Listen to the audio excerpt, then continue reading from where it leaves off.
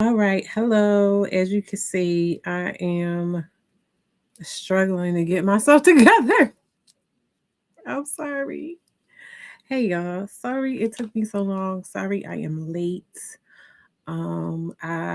It's been, I don't want to try to act like, I'm not gonna lie, act like it's been so much stuff going on, but it's more so been the level of importance that I put on the stuff that I have going on this week. That has been the thing. Let me see this thing. Now, mind you, I was sitting here this whole time getting myself together, and I got another, this is another light.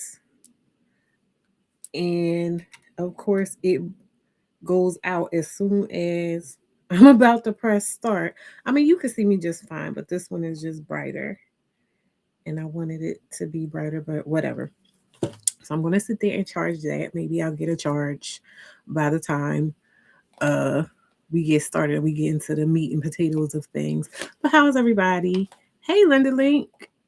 Welcome. I haven't seen you in so long. Oh, yeah. If you're still watching, you had commented about, I think I made a video about like dating when you have kids, and you were saying we were supposed to talk about it, and we were. This was a while ago, but we never got around to it. So inbox me if you still want to have that conversation. That would be nice to do. So yeah. But yes, how are you guys? Welcome to our weekly meetup that we have. A few updates. So remember, I was saying that I wanted to start doing more vlogs, but I wasn't sure. I did one, but I wasn't sure if it had sound. It had sound. So I will be working on that. I already started like editing that. So we'll see what we come up with. I'll probably post that sometime between this week and next week, because I said I'm not going to do the um the weekly Monday uploads for the next couple weeks, because well, next week, sorry, next week is the week of my baby's birthday. And so it, like I said, there's more so stuff on my mind. I am going to be focused on that. Yeah, so I'm not gonna have a whole lot of capacity for a lot of extra other stuff.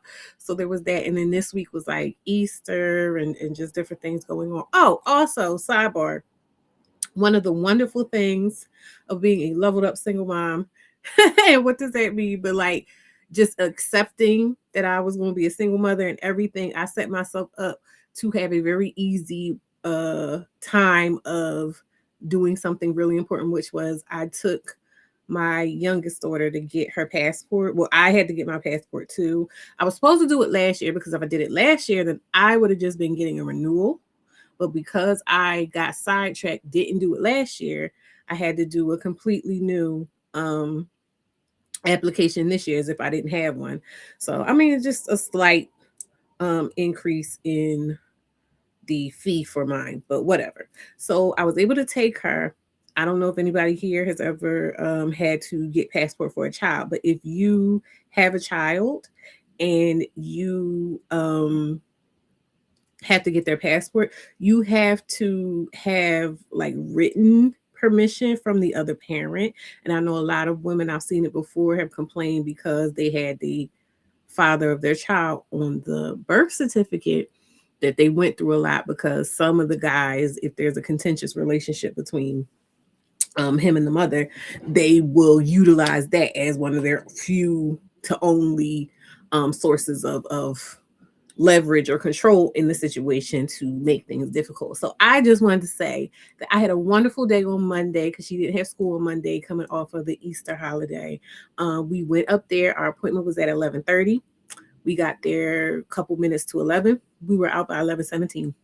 Took pictures and all. So I just wanted to say, if you weren't sure about that, be 100% sure. If that man's acting weird around the time that you're pregnant, do not put that man on that birth certificate. Do not put that man on that birth certificate, because if he act weird about other things, he might act weird about those types of things, and you just do not need them problems when you have stuff to do. So that was just something I wanted to say to you guys, in case you didn't know. If that man is acting weird when you are pregnant, do not put them on that birth certificate, because you may want to get a passport for your baby, and you do not need those problems. So there's that. Oh, also, and that was just a blessed day altogether, because I got up, I did my little makeup and stuff. We went, we're in and out, like I said, and then I was like, oh, you want to go do something? She's like, yeah. I was like, you want to go to Chili's? She's like, yeah. So we went to Chili's, had our little lunch, and then I went to go get her sneakers, because where she goes to school at, they could wear regular sneakers, like they wear a uniform. It's a Catholic school, but they can't wear shoes they just have to be straight black, just black. And I found her this pair of sneakers that she really likes. And she's the type of kid that once she likes one thing, she wants that same thing all the time. And so, or it's best to just keep going with that same thing. So I know around Christmas time or something, we were looking for those sneakers again. She said, can't get child support. Oh, yes, you can. Oh, yes, you can. Now, here's the thing. You can get child support. You can get a child support judgment. Whether or not they pay it, that's something different. I'll say that much. You know what I mean? But you can definitely, if they're not on the birth certificate, all that'll happen is if you go up, and I'm saying this from what's that called? Experience. What'll happen is they get to contend or contest paternity if they're not on the birth certificate. But and now, mind you, I never went to purposefully put the person on child support. However, when you get what's that called? When you get services like welfare and stuff like that, they ask you what the parent's name is, what the father's name, da da da da da. You put their information down. When you start getting that information, they will put that person in the system. So they'll pursue child support. But my point is, just because they're not on the birth certificate does not mean that you can't get, whatever you need to get out of the situation. But I'm just saying, when it comes to you having to do the paperwork and stuff, if they're not around and they're not amenable to you doing what you need to do for your child, it works best if you don't put them on the birth certificate. Just saying. Um, what was I saying? Oh, we went to the Nike store, and I was like, "Give me your shoe," and she gave me her shoe, and they happened to have those sneakers there this time. And he was like, "Oh, we got one more pair, and it happened to be the next size up, which was great." And then they were on sale for $50 less than what they normally cost, because I was ready to pay, the full thing. We got it for $20. I was like, "Look at God!" So it was a blessed day.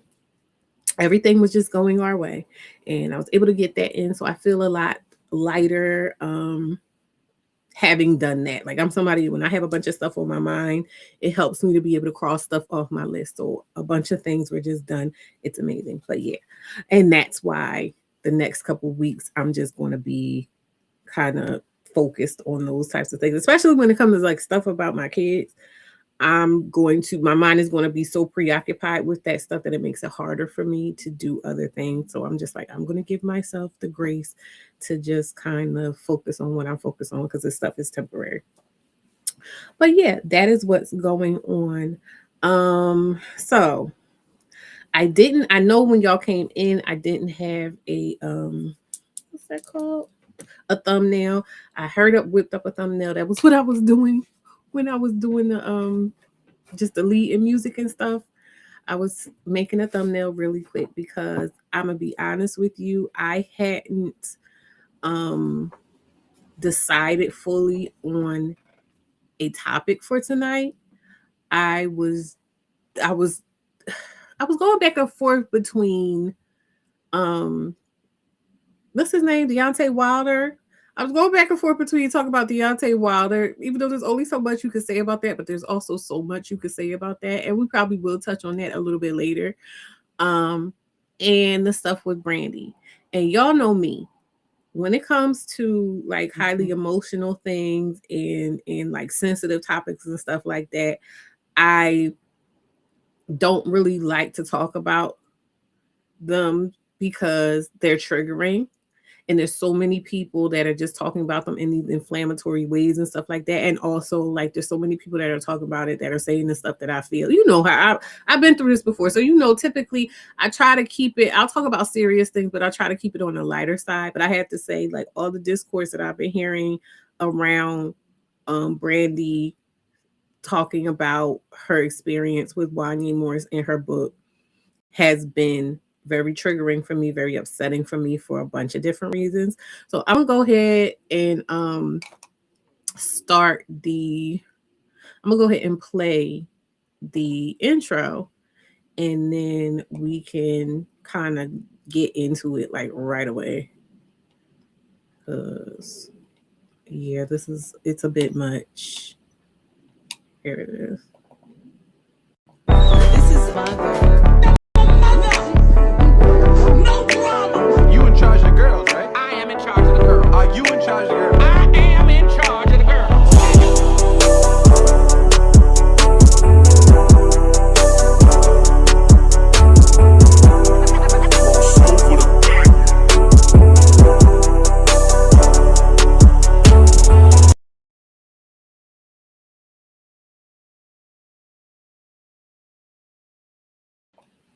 Okay, so as we know, Brandy just recently dropped a book about her experiences growing up in the spotlight, becoming the icon that we know her to be.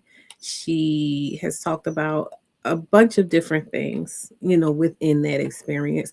But one of the main things that people are talking about is her what she has said about her experience dating Wanye. Was he the lead singer? I guess he was the lead singer of Boys to Men, Wanye Morris.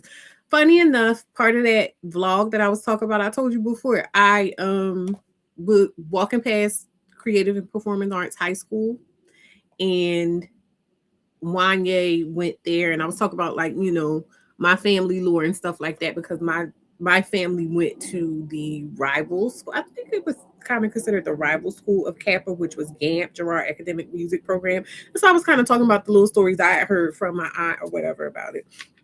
And then literally like a couple days later, all this stuff started blowing up on my timeline. So I found that to be really interesting.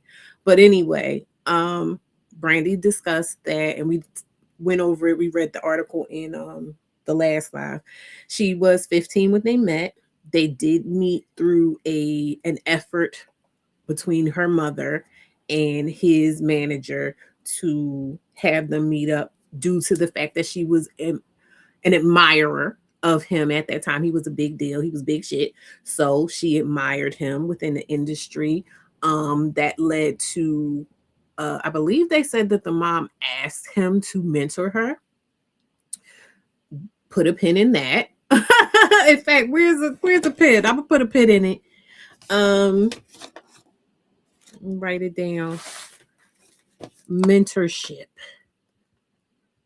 because that's something that we can kind of look into. Brandy says that when they, in the midst of them being close and alone and all of those types of things, for him to mentor her, he started talking to her romantically. She was on the belief that he was in love with her. She was in love with him. They were carrying on an affair. She was instructed to keep it a secret because I believe, I'm gonna say I believe, but I think it's fair to say, were I a betting woman, that her parents, she had both parents in the home, mind you, that's a thing, wouldn't have been so keen on them dating, specifically the part where they were being sexual. Um, and I'm saying it that way because there's a lot of discussion around what her parents knew and what her parents, were facilitating for her. Basically, that whole idea of her parents were selling her for fame type of thing. Um, but she says, like, her parents did not know about that aspect of it. As far as they knew, he was mentoring her as they asked him to. And that was that. And it wasn't until she was of age that then they presented the scenario of them being in a relationship to her parents. And they were just like, okay, whatever. And it went on from there. But in the midst of this, she was saying that he was cheating on her, that messed with her self-esteem, her self-worth, did some damage. And she's just thinking back as an older woman and mother now and everything else, and realizing that that was inappropriate and that he took advantage of child her childhood mind. And she said so. So I wanted to discuss it because there's a lot of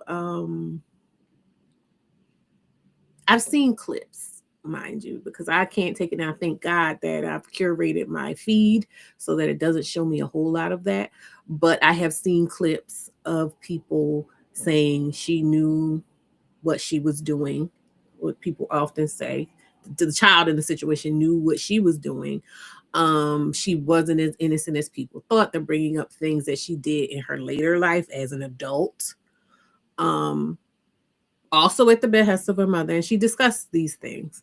They're also removing a lot of context around her branding, no pun intended, And it's just a bunch of things that I feel like we can get into. You know, I like to get into the weeds around context and experience and things like that.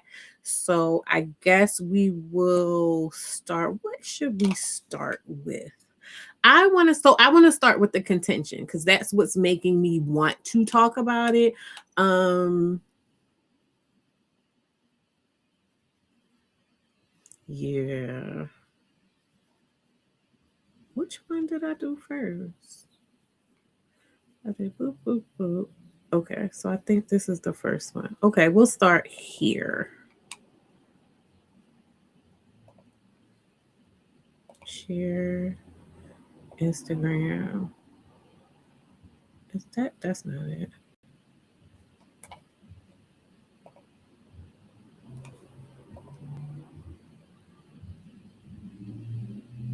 Yeah, this is the one. Why did it take us so long? Hold on, y'all. That's not it. That's not even what's on the screen.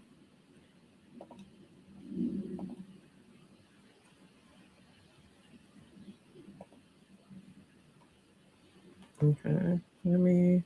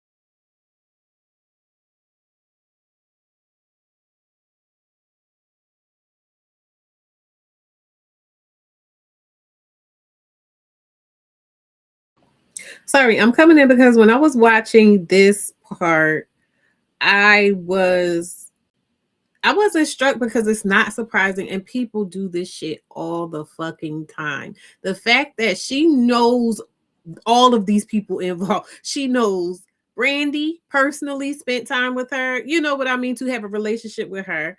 She knows Wanye in passing. She didn't say they were friends or anything, but I'm sure she knows Wanye. She's closer in degrees of separation to Wanye than Gary with the fucking T. And she knows Mariah. Mariah and her are really, really cool. So the fact that this person felt comfortable enough, which people are apt to do in situations like this, but felt comfortable enough to jump in over her and her actual lived experience and rapport with these people to say, yeah, I don't believe that is a key component of these types of situations as well. It's so funny to me how quickly people will jump the fuck in on top of people who, like I said, have more context, have more contact with these people to say, yeah, that's not true. Sorry, had to jump in and point that out.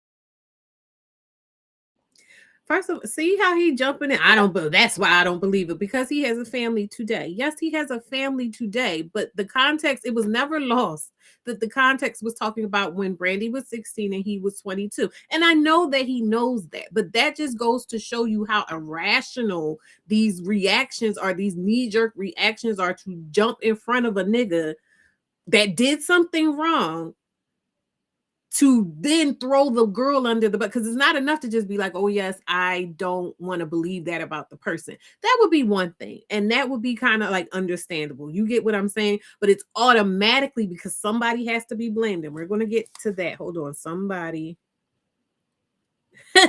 has to be blamed because somebody has to be blamed. It cannot be the nigga. It cannot be the man. She said, who is this? So it's the brat that's talking. There's a clip going around of the brat talking. This is on the Ricky Smiley show, but I was fortunate enough to think of looking for this conversation without the music because the one I saw on YouTube was playing like it was playing copyrighted music in the back of it. So I was like, where can I find it? And this is So Brat. This is the Brat's Instagram. So this is her recording, her talking during that segment without the music. So that's how we can just watch it without me having to worry about muting anything on the back end or getting cut off or anything. And Gary with the T is also a co-host with her on the Ricky Smiley show. So he is the one in the background giving all these dissenting commentary.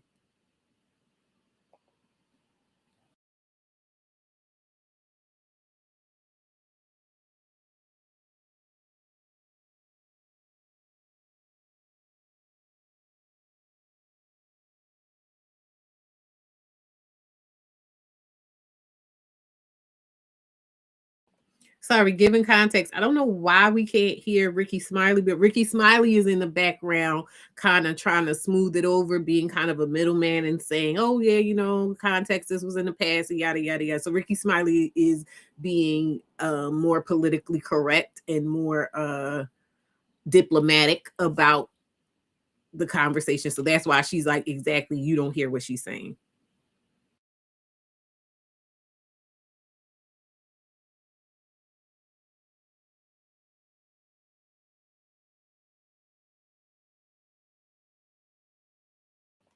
Hold on, yo. There's the second part. Let me get it.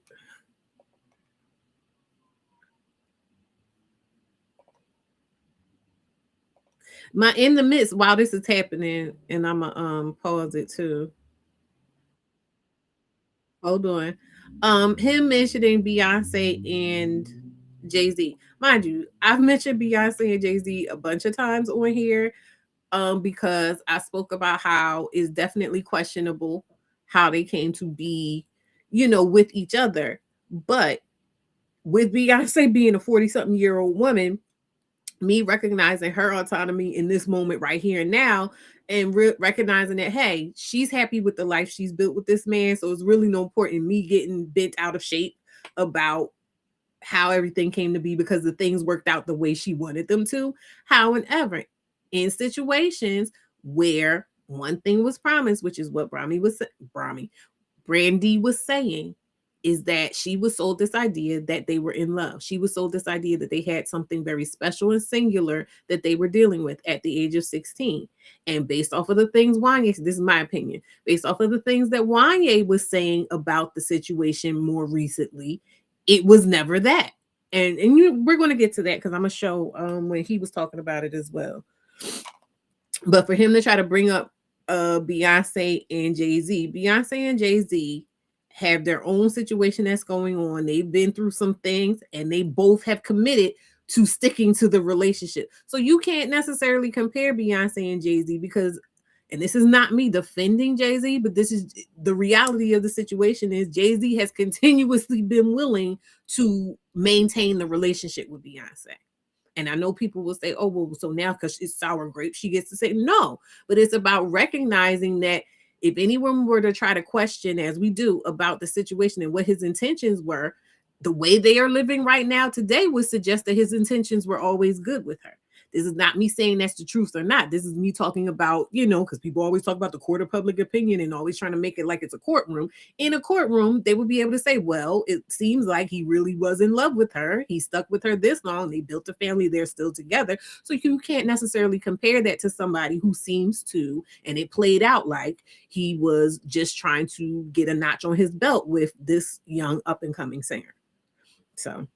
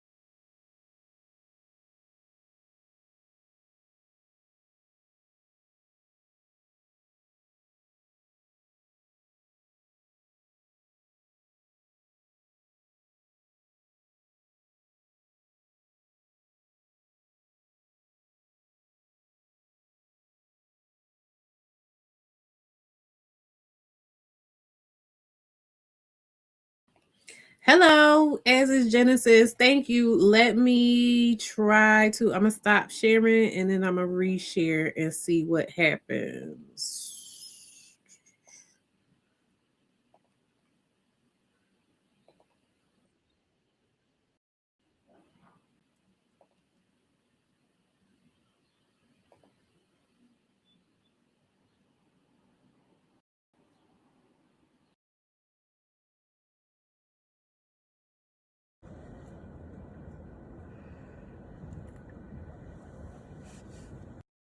Right, right.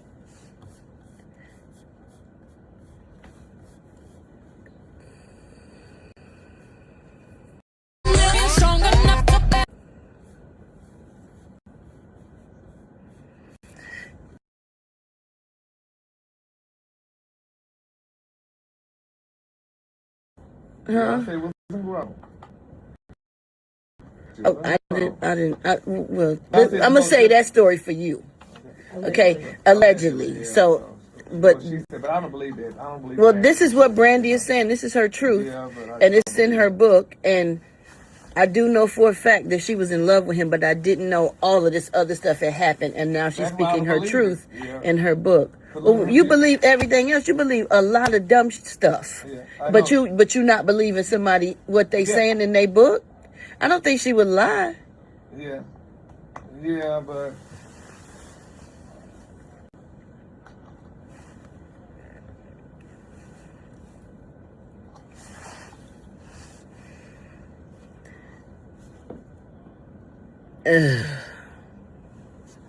Right. They I also want to point out it's possible because Ricky Smiley, this is on the Ricky Smiley show. I don't know if you was here when I was discussing it, but Ricky Smiley is talking, but we can't hear him for some reason. But we also can't hear the copyrighted music, so that is why I did it like this. But I just wanted to let y'all know that if it feels like it's going in and out, that's because Ricky Smiley is talking in the background, like I said, being diplomatic, and we can't hear it. No, what the heck is this? Who is this? They both were still young, and he was right, and he was probably very much in love with her as well. So they were kids. They both were kids. Exactly. Right.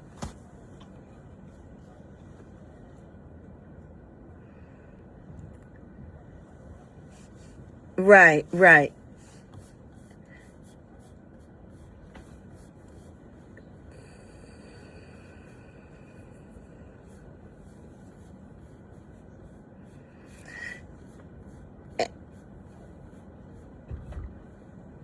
Yeah. And I wondered, did she let him know she was going to talk about this? I mean, I'm sure he saw the book. I mean, the book is out, so everything's coming out in the book. Let's talk about this and to a psychiatrist and resolve this issue instead of putting it out there. Now everybody got families and stuff, and now this is all coming out. But this is part of her truth. This is part of her truth, and everybody has moved on, and this is in the past, but this happened to her. And I feel like him comparing, allegedly. This is what Brandy is saying. This is what Brandy, okay, well then maybe we can do that as well. Let's say her stuff without putting it out there. What he did. Let's not do that. But it's her truth. It's what happened to her. Right. And if that was her age, she know how old she was, and she know how old he was. So why would she? Yeah, all right, y'all. We gonna wrap up this story right now. We not talking. No. Okay, so that was Gary with the T in his dissenting voice. I'm just going to use him as a stand-in for what the heck? What is this? Oh, maybe because I had it little like that. So I'm just going to use him as a stand-in. Why isn't it getting rid of that? I am confusion. I don't see anything there. I'm going to just get rid of it myself. As a stand-in for all the dissenters, because they're basically saying the same things. They don't believe that it is the way she said it was. They feel like she's just doing it, or they don't know why she's doing it. They have questions about why here, why now. So now we're going to jump to 2014, mind you. 2014. We're going to jump to 2014 when Wanya Morris spoke on Brandy and his relationship.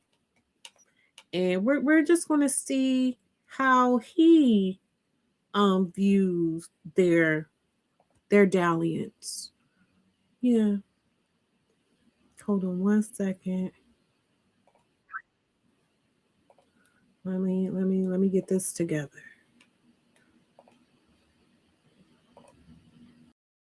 Okay. He left a lonely, broken hearted. Yeah, bro. No, I didn't actually leave alone. He was teaching radio how to do videos. You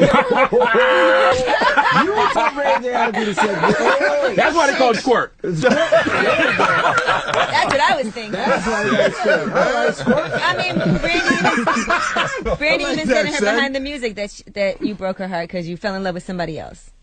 I mean, you only fall in love with somebody. You only fall out of love with somebody else if somebody makes you fall out of love. Mm-hmm. You know, so if that was the situation, if that's what she said, then that's political. I like that. I can't contest to her view about it. I can just only live by my view. Revolt, revolt. They were saying she was really young when y'all dated. Yeah, she was. Not that young. Not jailbait. No, I'm saying. Hold on, but you know that's why. But that's why I stopped it. Hold on, but that's why I stopped it and said that she wasn't that young, because I don't want y'all to think Boys to Men was no. I was young too. She said she was 15 and she had to keep it a secret because she was so young. See, we did the thing. We did the thing when she was like 16, 17, around that time. You know, so you were still a boy too. I wasn't old. I wasn't like 38 years old, nothing like that. I was old enough to. She was old enough to get it. Okay, but was it legal in the state y'all was in? I mean, we was always in different states. We was on They had a nomad relationship. You know what I'm saying? We just, we didn't do it in the states that it was legal. It was illegal in. Nice. Gotcha. Nice. Oh my gosh. Political. No. It was, you know what I mean? It was a time. It was a relationship. It grew and it ungrew. I guess you could say that. Squirt and it unsquirted. Were you the only one that was ever involved with a celebrity? Wanya was banging Brandy. Brandy. He left a lonely, broken hearted. Nah. Okay, so we're going to go back. I'm going to let it play again. It started over again, but I wanted to stop it because I'm going to let it play again. We're going to go through piece by piece of what he said and what my dissection of what he's saying, right? But I just want to point out, it says that the clip originally from 2014 episode of The Breakfast Club has been widely shared on social media since March 31st, 2026. So I just want to point out that's 12 years ago. This man said these things about Brandy 12 years ago. What Brandy said about why she's to answer Gary's question, why she spoke about it was because she said she did not like or appreciate the way that he discussed, which she had not discussed. She had never talked about this up until that point. He was the first one to speak about them in that relationship. And this is how he spoke about them in that relationship. And it was 12 years ago. So I just want to make sure that that is established and understood. So now let's go into what he's saying. I didn't actually leave alone. He was teaching radio how to do videos. Not just what he's saying, but also how the people are reacting to it as well. So right now, first thing he says, there's a joke. Mind you, it's a joke about Ray J and Kim Kardashian. Remember, Ray J and Kim Kardashian had a sex tape that leaked, and there's a controversy about what that was and how that happened and everything like that. However, they're now making light of it and making it cheap by talking about it in that way. He's teaching her how to make videos and yada, yada, yada. She's not supposed to feel no type of way about that. Okay, but let's go on. You told Ray J how to do the segment. That's why they called you Squirt. That's what I was thinking. That's why you got Squirt. Right, Squirt? I mean, Brandy even said in her behind the music that you broke her heart because you fell in love with somebody else. I mean, you only fall in love with somebody. You only fall out of love with somebody else if somebody makes you fall out of love. Okay, so now we're getting into something that's very interesting to me. You only fall out of love if someone makes you fall out of love. Please tell me, pray tell, grown-ass fucking man, what the 16, 15-year-old did to make you fall in love with her in the first place, and then subsequently what it was that made you fall out of love with her. That's what I would like to know. Again, we're just going off of what he said, but these are questions that I have that nobody else is asking.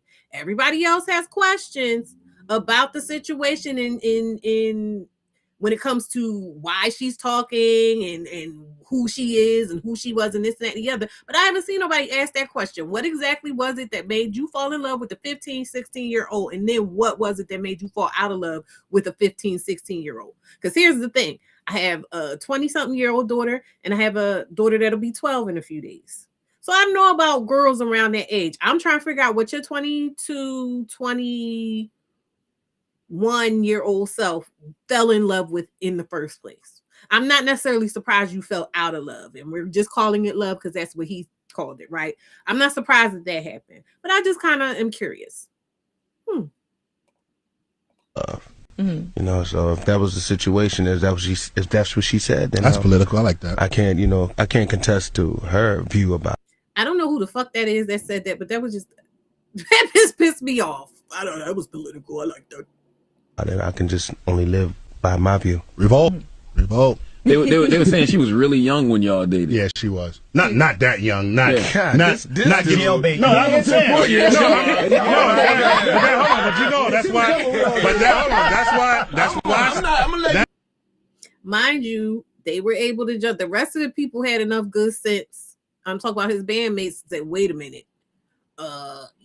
Let's kind of dampen it. And I'm not saying that they're right in what they're saying, but at least their survival instinct jumped in enough to be like, wait a minute, let's kind of, she wasn't that young.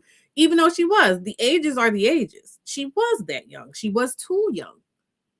But it's so weird to me and funny to me, not funny, haha, funny, weird, that he felt comfortable enough.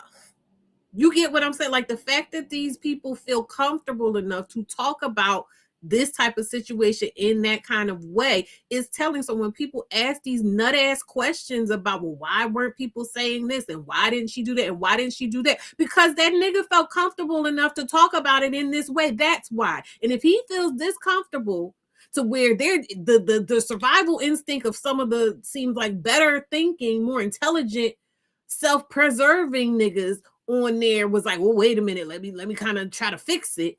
but he was 100% comfortable to talk about her in this way, then that says something about what type of climate we're in for people who want to come out and say something, for people who feel like they've been violated. If he feels this comfortable, then that means that people who have been violated feel uncomfortable.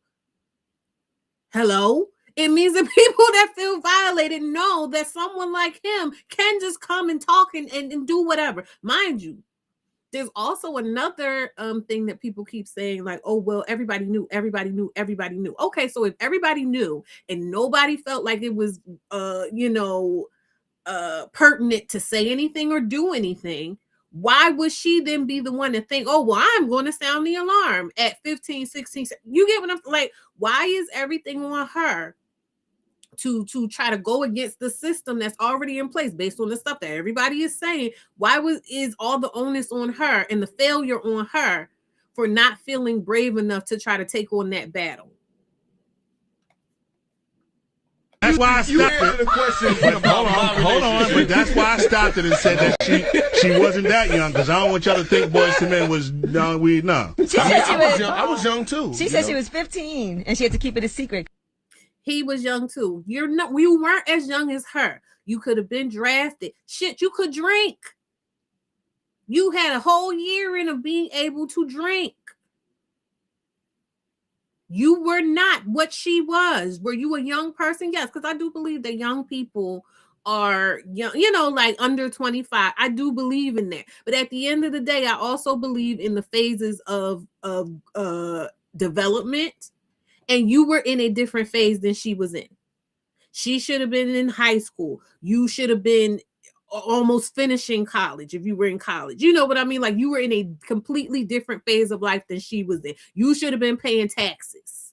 You get what I'm saying? I mean, and I know she's been paying taxes but you get what I'm saying? You understand what I'm saying? See, we did the thing. We did the thing when she was like 16, 17, around that time, So you were still a boy too. I wasn't old. I wasn't like 38 years old, nothing like that. I was old enough to she was old enough to get it. Okay. But what does that mean? And I think we know what that means, right? But it's like she was old enough to get it. What does that mean? And let's take a little bit of a sidebar here. I want you to see who this child was at the time.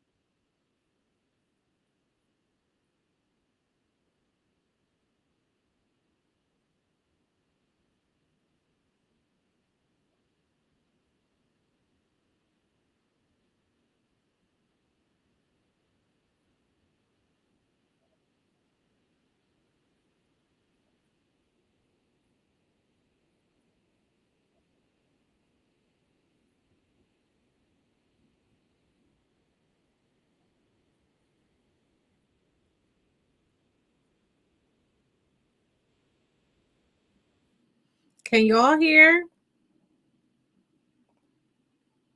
Ami says there's no audio. Can the rest of y'all hear? Were y'all just reacting to what y'all saw? Because Ami says there's no audio. So I was referring to the comment about falling out of love, not that she can get it comment. I get you. I don't feel okay. He prays on her acting like a mentor and we gonna touch on all that, but I'm just trying to make it sure. You can't hear? You didn't hear anything? No audio? Okay. Stop sharing. Hold on. Which one is that?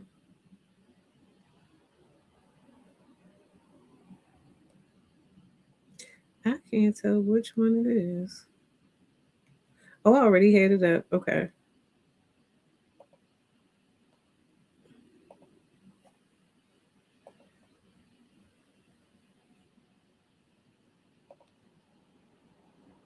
I know.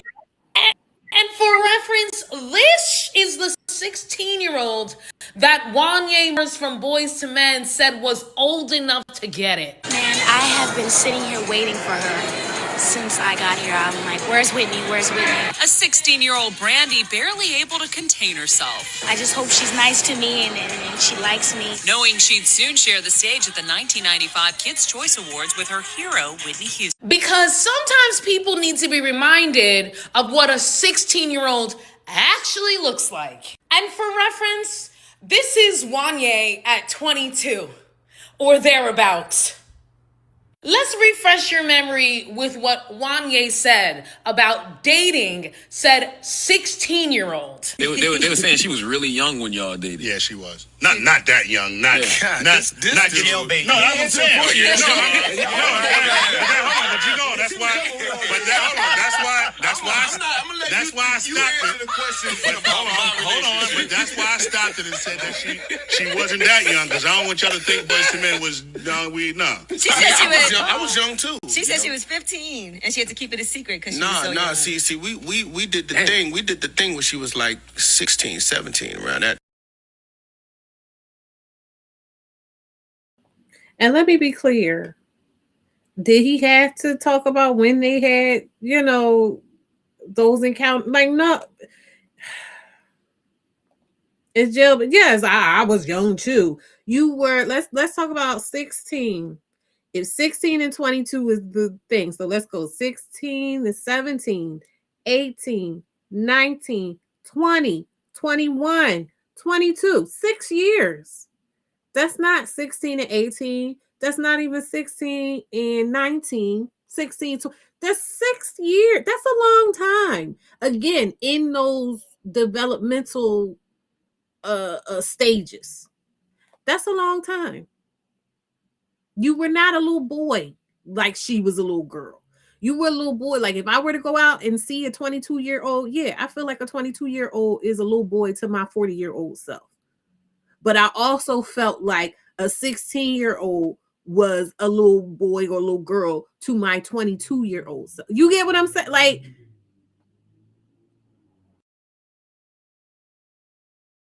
time, you were still a boy too. I wasn't old. I wasn't like 38 years old, nothing like that. I was old enough to. She was old enough to get it. Okay, but was it legal in the state y'all was in?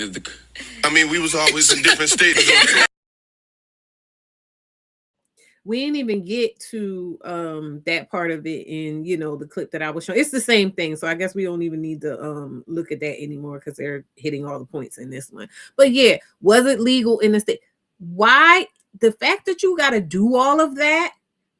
And this is my thing, and this is where I'm about to get big for this. This is where my issue comes in, and this is where I feel like the Beyonce comparisons don't meet up, right?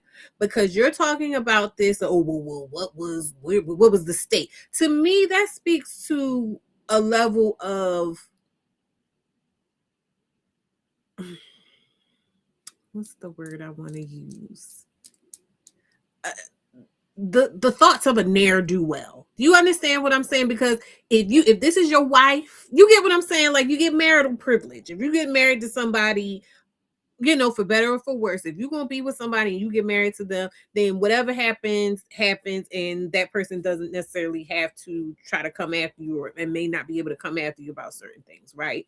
But you were playing around with a little 16-year-old talk about somebody make you fall in love, they can make you fall out of love type of thing. So that sounds to me like you wasn't in a space of like, oh, I want to marry this person. And she never said that you said you were willing to marry her or anything like that. But let's just go there with it. The fact that you got to sit there and even do all of that, oh, well, what state were you in when you were having sex and all that other stuff? That's sneaky ass shit. You get what I like? And that's a lot to do, or that's a lot to need to worry about just for some trim. You get like, is it being lost on anybody else? Am I the only one thinking about that? I don't know. But let's go back.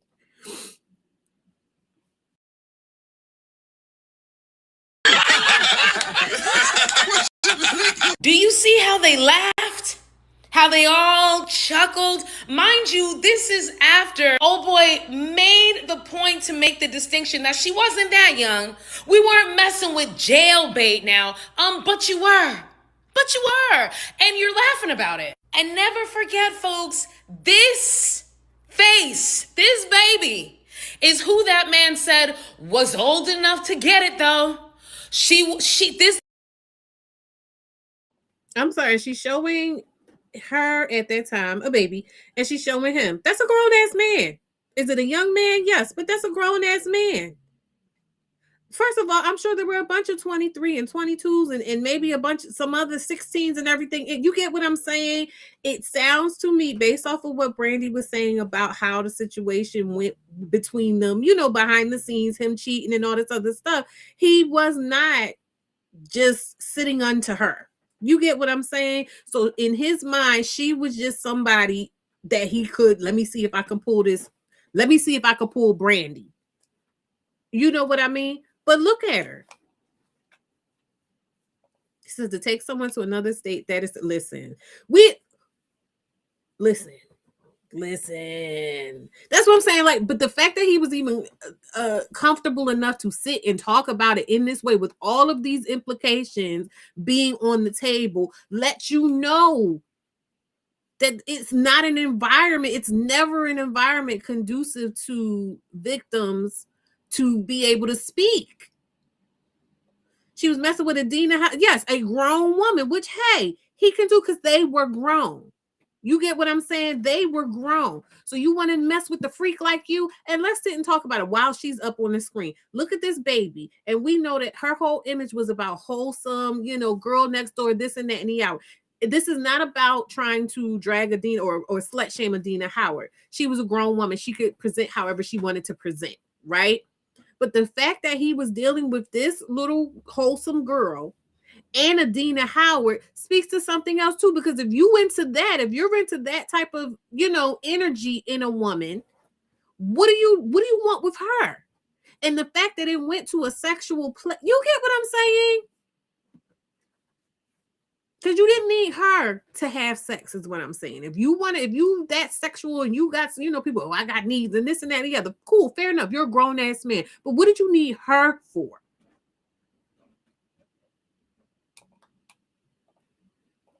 Little ass baby was old enough to get it from that 22-year-old ass grown ass man.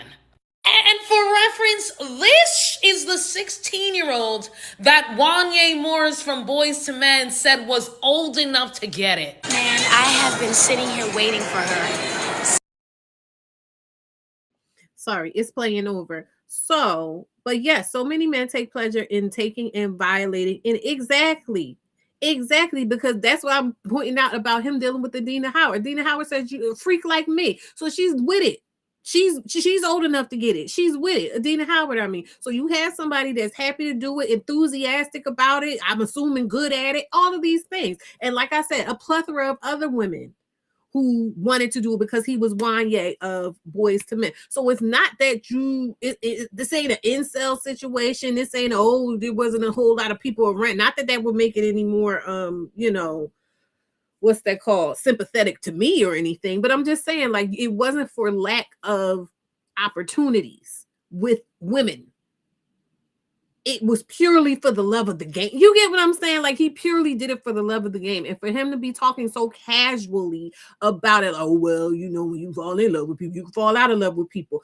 First of all, as a grown woman, I take it very seriously when I recognize that people trust me, that people invest in me emotionally, that people believe what I say or put stock in the things that I say. And that's just in a general sense. So for you to be looking at this face, this child's face, and just telling her whatever you needed to tell her to make her amenable to whatever you wanted to be doing in that moment, and then it just casually just be like, oh, well, I loved you, but I fell out of love with you conveniently after you've already been able to use her. Like, fuck you. Fuck you. This is a child. And just in case people aren't necessarily sure, but I'm going to show you how you deal with people who like to play around with kids, who like to approach kids inappropriately. Is it that fucking serious? No, I'm not the rapist. So why the fuck do she look like she fucking grown though? I'm sorry. Now ain't no sorry to it. Ain't no sorry to it. Do she look like she fucking grown? Do she look like she grown? Yes or no? No, she's not. So why the hell is you harassing her, telling her to come to your fucking car? Because you is a fucking pervert. That's why. And I got your license plate and everything. And I'm taking this shit to social media. I'm finna go get my husband if you still here. Ain't no sorry. Because ain't no sorry when she don't look like she grown. Ain't no sorry to this shit. You don't need a shit. Ain't no wrong. Ain't no wrong. I said he's dead wrong. Did I say you that? Damn right. He damn wrong. He damn wrong. She don't look. Somebody has to walk her back home. She can't even walk to go to her fucking beauty supply store. Somebody gotta go get her some mace because grown ass niggas like this wanna tell her to come to the fucking car. She only 15. Ain't nowhere in hell she look like she grown. But don't worry about it. I'm finna go get my husband. You ready? Yeah, all right. Okay, just relax. Hari's a big girl. She's getting a shot with no problem. See, she didn't jump. She didn't move. Okay, that was it. Is it that fuck? Same fucking difference. You saw him, you saw the baby. You saw him and you saw the baby. And yet, because that's always the excuse. Or we don't know how old these people are. We don't, mind you, I've had instances as a well over age of consent, grown woman, well into adulthood. And I'm saying well, because I'm talking about I'm comfortably in my 20s. But I had situations where people thought that I was significantly younger than I was. And that seemed to be part of the reason that they were attracted to me. Like I remember when I worked at TSA and I never really cared. I would wear 2 puffs to work or whatever, you know what I mean? Because I just didn't care. And I remember I went and there was this man and he was older than me. He was, how old? I want to say at least a decade older than me. Anywhere between 10 and 11 years older than me. And he was and I'm not going to act like I wasn't attracted to him. I was attracted to him, but I was 23 years old is the point. You get what I'm saying? So I was grown enough to be like, okay, I find him attractive. I'm an adult, whatever. I'm working. We're meeting at work, right? But I remember talking to him and him saying to me, yeah, how old are you? And I told him how old I was. And he said, oh, I thought you were 19. And at the time, I didn't think anything of it per se. I just was like, okay, whatever. But getting older is realizing like, okay, and why was that? If you thought I was 19, first of all, why would that be a selling point, number one? And number two, ew, just ew. And there were different conversations we had where I recognized that part of what he was finding attractive about me was his assumption that I was young and naive or more young and naive than I was. That's exhausting. Just as a grown woman who can pick up on it and everything, it's exhausting. But it's scary for me as a mother. Because these dudes really there's no way let me try to move it to... Serious. You ready? Yeah, all right. I'm stopping it there. There's no way he saw that girl and he said, oh, that's a grown woman. There's no way that he saw that girl and he didn't have some kind of question about how old she was. She looks young. And I'm going to say she looks young-minded. You get what I'm saying? Because there are some women who maybe look really young. But the way she's dressed and everything, she doesn't look like a seasoned woman. You know, that's, I don't want to say not, but you get what I'm saying? She has a girlish look about. She's dressed in a girlish way. Her hair is done in a girlish way. It's girlish. It's not womanish. And he looks well into adulthood. She said, I would tell older men, sir, I'm only 13, 14, or 15, and they would pull and say, no, you look older, like 18, as if that changes anything. It was a way to gas my head up. Me being raised with my dad and mom, I always want. First of all, welcome back, Bow. I've been missing you. I'm glad you were able to make it to the live. And let me, I'm gonna put a star in there. There's also another one. I forgot all about it. Let me try to find that one too. There was one where it was a little girl and she was walking and this man was trying to talk to her and she continuously kept saying, I'm a child, I'm a child, I'm a child.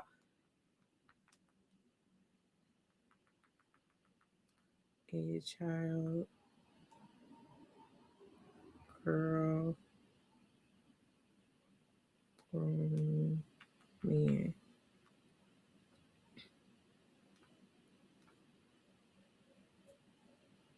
Let me try it another way.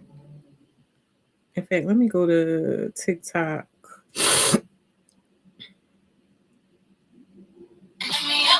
No, y'all say shut up. Don't get me cut off, girl. I'm trying to find because it was something. Sometimes I come under another name. I know I just recognize your picture, but I saw you in the comments of like my last video, and I was like, oh, she's back. I'm so glad to see you. Let me see. Girl.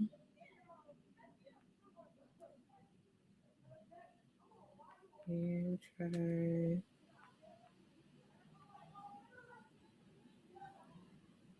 I'll have to try and find it later, but we'll move on for right now because I can't find it right now and it's giving me a thing. But it was this girl, and I think it was in Philly, and she was coming from the store, going to the store, something going on about her way. And this man kept trying to talk to her, and she's like, hey, I'm a child. And he's like, oh, well, how old are you? And she was like, I think she said she was either 14, anywhere from 14 to 16. And he was like, oh, well, you can't have friends. I can't be your friend. She's like, you look like you 30. And he said, I'm 28. As if that, like, they don't care. I wish we could stop acting like these men care and like these men are concerned at all about doing the right thing. That's where it really is like messing up with me, because this whole idea of scrutinizing Brandy and young girls or whatever that are in these situations is about, oh, well, they weren't right and they weren't trying to do right. Yeah, but these men were going in doing even more wrong. And I'm not saying, yeah, like I agree with it, but even if that is your logic, these men are dead fucking wrong because they should know better than this child. And the crazy part, I'm about to get big on this one. The craziest part about it to me is if a child comes and says, I want to eat Skittles for breakfast, chocolate cake for lunch, and ice cream sundaes for dinner for the rest of my life, you know, either for a day or for the rest of my life, but this is what I want to do. I don't think there's any person that considers himself a rational adult that's in charge that'll even consider it. You'll just be like, no, baby. It could range anywhere from no, baby, that's not going to happen, to you better sit your ass down and eat these vegetables, whatever it is. But the point is that anybody that considers himself a good steward of this child is going to be like, no, that's not going to happen. And it's no question about it. There's no debate. There's no, well, baby, there's nothing. But when it comes to sex, everybody's just like, well, what did the child want? Even if she did want to be with him, which that's a whole nother conversation around like why a little girl would look at this man who is in a position of being basically the big guy on campus, the cool guy, and oh my God, he wants me? Oh my God, he thinks I'm beautiful. Oh my God, he wants me to be his girl. Like, that is the age where you're thinking about going steady and this and that and the other. So you're telling me this suave, sophisticated, grown-ass man is looking at you and going, you. And as a kid, as a girl, you're not supposed to be like, oh my God. Okay. Okay. Let me see what y'all are saying. She said, I went to an all-girls school, so it was bad. Listen, did y'all have uniforms? Because that's even worse. She said, I'm 25, but I look younger. I'm always concerned that men who flirt with me are only doing it because I look young. Listen, my cousin that I bragged to y'all about, my Emmy-winning cousin, she is so petite, so compact. She's just starting to look like she might be older. And I think most of it is because she dresses like someone her age. You know what I mean? Like she dresses like a sophisticated woman of her own age. And she's slightly older than me, right? But she will even come to me and say, I think I can tell that this person was talking to me in this way because they thought that I was younger than I am. It's disgusting. It said the families also were wrong. I don't know exactly which one you're talking about. They are gouging you. They want to see if you're easy. Yeah, there's no other reason for it other than you think that you can pull some shit over on me because you think I'm younger. You don't think that I'm noticing shit that I'm noticing, or you don't think that I'm going to have questions that I have, or you don't think that I'm going to have standards or boundaries that I have because you think I'm younger. That's literally all it is. Because if it's about my outside, you clearly like what I look like, regardless of my age, right? But it's that part of it that you think that I'm younger. That's the part that really gets your motor going because you think you're going to get over on a little younger. It say, yeah, we had uniforms. Men used to drive around the school. They're not looking for older on purpose. Their eyes are undressing you. You want to be the leader, but you can't be the one that makes the hard choice. It shouldn't. That's the thing. It shouldn't even be hard. I remember being 23 years old and coming from dropping my daughter off to her family's house, her dad's people's house. And this guy coming up and talking to me at the bus stop. And I remember asking him, how old are you? And he was like 19 and immediately being like, ugh. Like, ugh. I can recall not too long, within the last decade or so, being on a train again, and this other young guy coming to talk to me, and I'm well into my 30s, and he tells me he's 23, and me being like, oh, but I'm like, I don't like it. It ain't hitting right. I don't like it. Okay. You're telling me that as a grown-ass man, you saw a 15-year-old because y'all started talking when she was 15 and said, I wonder what that's like. And I'm not supposed to look at you crazy. And everybody's going out of their way doing black flips and bending over backwards, putting their balls in a knot to try to make you not look like a weirdo. Y'all got to be fucking kidding me. Y'all got to be fucking kidding me. And I just want to be clear. I know I like to get big, but I'm keeping the kids because I want to look at these babies. Look at these fucking babies. That's really crazy. And it's so disheartening. And you see how hard people are going. And I'm saying, like, in the people, let me try to find my girl. Is this what I'm gonna stop sharing it? And I'm mute it. Just because I want to find her name on Ring Black Women and Girls. She was going up. Her name on here is Centering Black Women and Girls, right? And she was talking about Brandy and she was saying all the things, and people are coming in and being like Gary, and it's so fucking tiring to see it. It's so fucking, because what do you get out of it? What do you get out of it?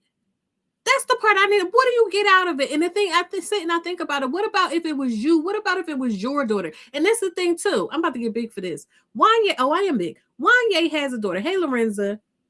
What if she was middle? Oh, she went through her own stuff. But you want to know something? And I love me some Henry Cavill. But I also will say, because there were people around her age that he did date, like the age she was at the time when they were on the set, and when they did young Sherlock Holmes, not young Sherlock Holmes, Enola Holmes or whatever. I don't know what it was. It was Henry Cavill and Millie Bobby Brown did a thing where they were siblings, and she was talking about how he had set up certain boundaries with her, like don't talk to me like this, don't ask me these kind of questions, like basically like there's not going to be no mistaking around what the nature of our relationship is. We are co-workers, and if anything, I will be like a big brother figure to you, but it won't be no hanky panky going on. And she was talking about how she appreciated it, and people were pointing out that like he has dated 19-year-olds and things like that. So I think personally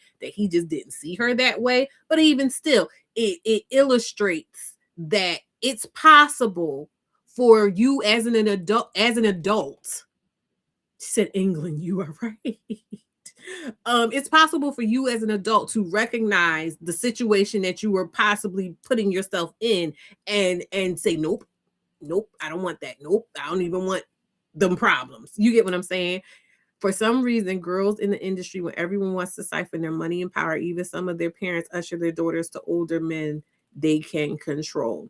I mean, yeah, there's stuff to be talked about in terms of patriarchy and this idea of trying to put your child in position with someone who can give them a good life, a better life, whatever, and or position yourself to be able to bank off of that relationship, because that, we saw it in what's that called?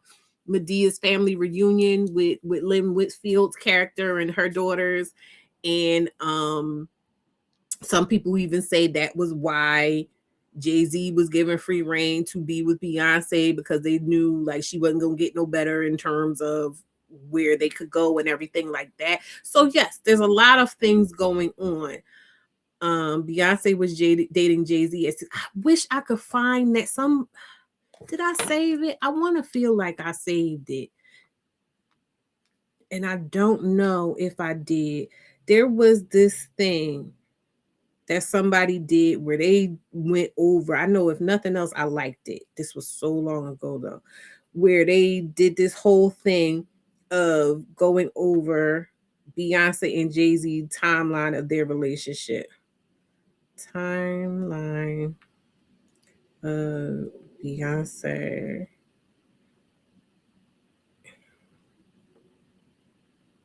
Is this the one?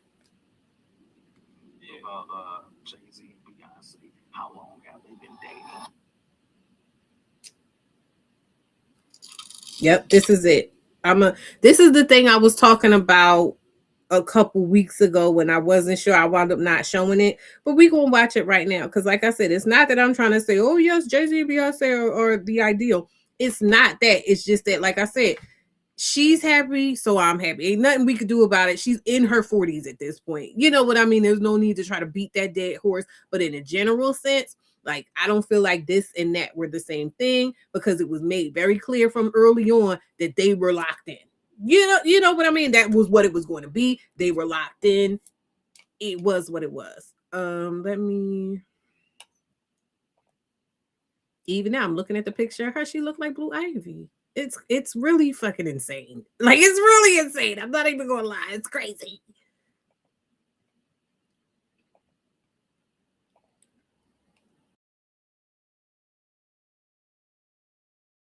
People not just want to know, they need to know about Jay-Z and Beyonce. How long have they been dating? Singing no, no, no, no, no. When it's really yeah, yeah, yeah, yeah, yeah.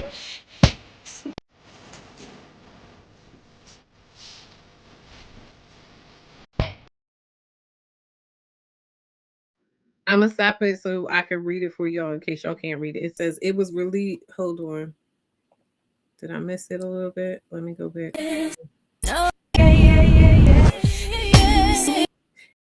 It says Destiny's Child No No No Part 1 music video was shot and released in November of 1997. Beyonce had turned 16 years old just 2 months before filming.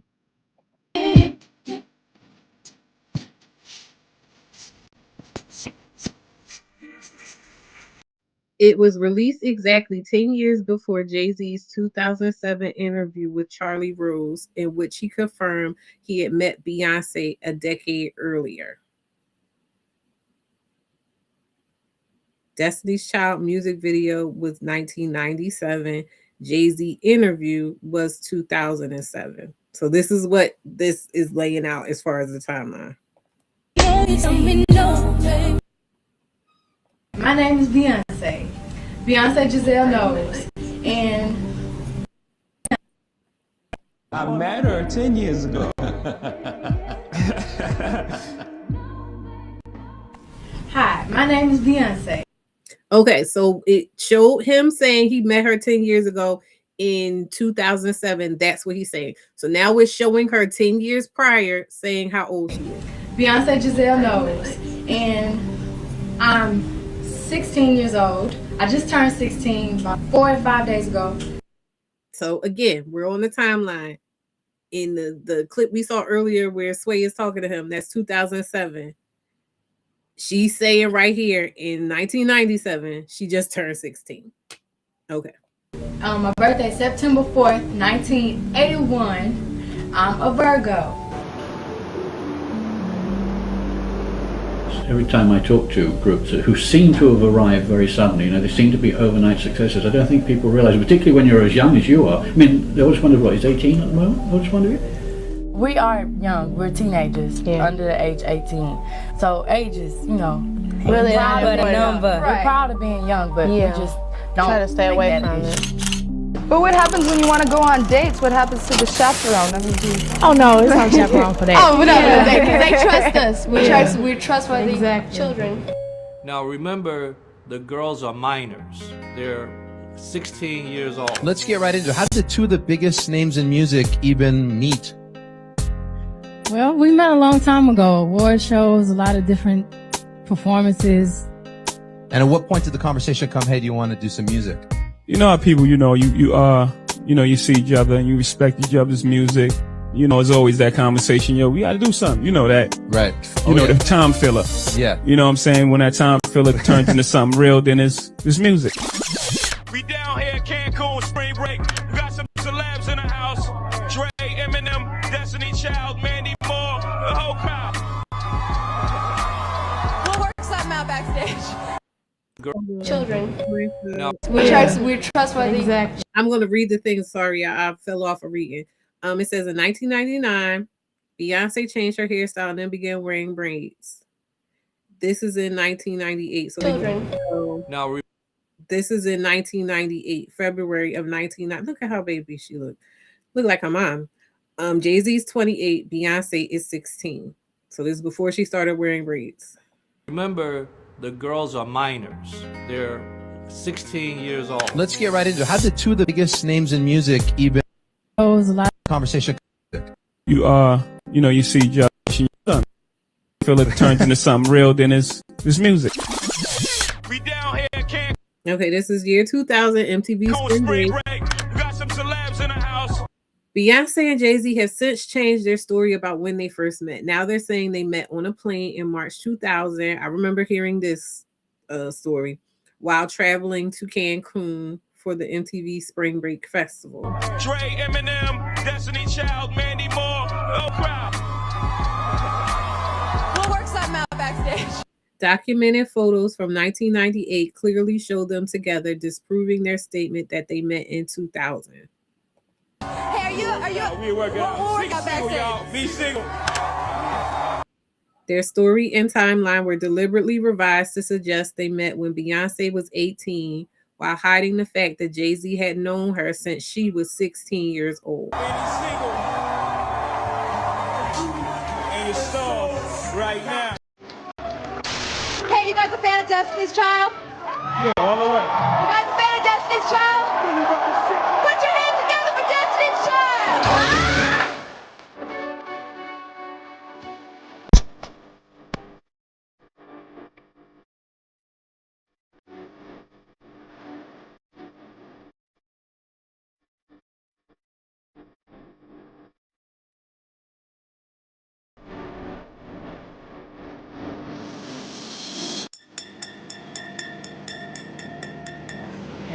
Well, I don't know where to start.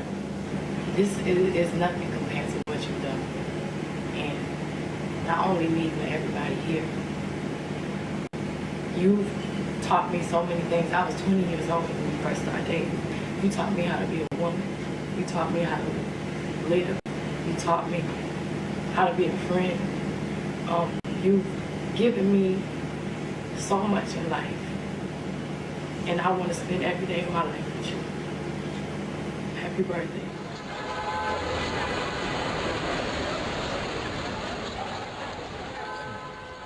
They mention Sony when they talk about where you might go. That I mean, that's obvious because Beyonce has a deal there, and I know her. So, but How long have you known her?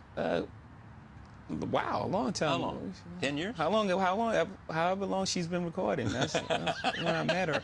Well, don't you remember how long it was? Yeah, when I met her. I mean, was it 5 years ago? Was it? I met her 10 years ago. But well, did you say to yourself at that time, "Wow"? Yeah. Hope got a young girl. Hope got a young girl. I was 18 when we first met, 19 when we first started dating. There was no rush.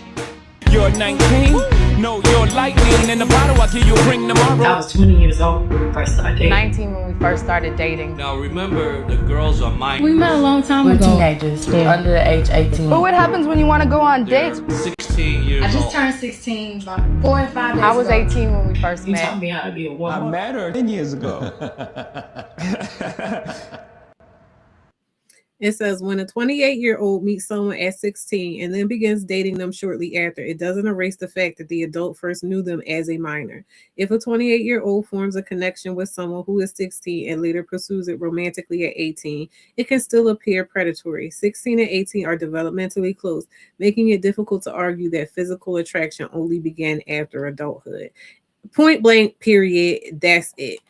It said, wow, he groomed her so she couldn't leave and find better. B suffered in that relationship. Kids are loyal.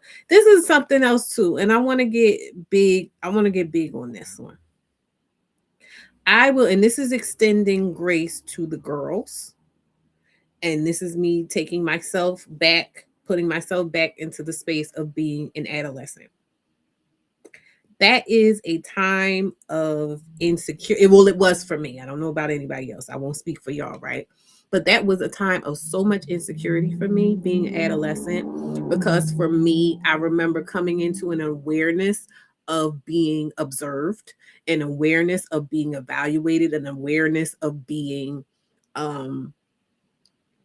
categorized, right? As pretty or not pretty, as, someone who a boy would want to be with or not. There's so many things that are going on socially, developmentally, all of those types of things at that time. So imagine being so visible as a singer, as a star. And I understand that that's something that you can that you get to choose. But these women, I think we can agree that these women, their level of talent and everything that they did, I'm happy for them that they got to do that as opposed to, wasting away working in retail or corporate or something like that. I think it's clear that singing and performing and stuff, it was their life path. So being someone in that position, being a girl, period, just put that right there, you're a girl. And now you're a star. You're visible in this way and you're being evaluated and all those things like any regular girl, but on this major scale. It's not just, your peers and the people in your neighborhood that get to see you. You're visible all over the world and people are talking about you on TV and in magazines and all types of things. And people are doing weird things like having countdown calculators for when you turn 18. Like there's a lot. It's that same girlhood experience, but amplified so much. Then there's also that space of if you are heterosexual, you like boys. You like boys and you want to be liked by boys and you want to be pretty and you want to be considered beautiful and desirable and all those things, whatever that means to you at that time of your life. And so now here you are, visible, not only to, boys, you're not even really visible. You're visible to them, but you're not even really accessible to your peers because your peers are grown ass fucking people because you are a major star. So your peers aren't even your peers in the same way. They are grown men like Wanye Morris, like Jay-Z, like, you get what I'm saying? So you're in a whole different type of room. So then these people are coming and they're making it known to you, even if they're not making it known to your parents or whatever, they're making it known to you. I think you're pretty. I think you're beautiful. I could see myself with you. I want to be like, what are you? Why are you, as a child, as a girl, the girl, expected to be the one to say, I don't think this is right?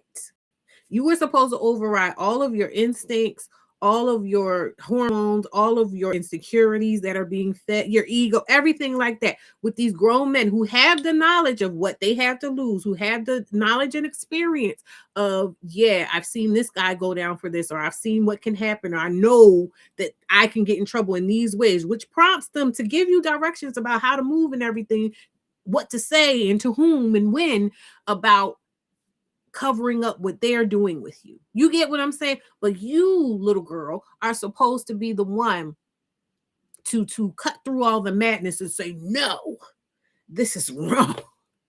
This is, and even I don't want this, when you know that you do, because it's clear that the older men want to mix and mingle with you, and you want things too. You want to be pretty to this powerful, desirable man. You want to be considered nice and good and sweet and beautiful. You want everything that you perceive from your limited experience comes with being this person's girlfriend or this person's muse or this person's whatever. You want that stuff because why? You're a fucking kid. Just like any kid wants Skittles and cake and ice cream sundaes to eat for kids want shit. Kids want shit that seems fun or nice or desirable to have. That's just what happens. And because this adult knows that you want this and thinks that it's going to be easy peasy to be able to extract whatever they want from you with little to no problem, you're supposed to be able to circumvent that trickery and be like, no, you're not going to get me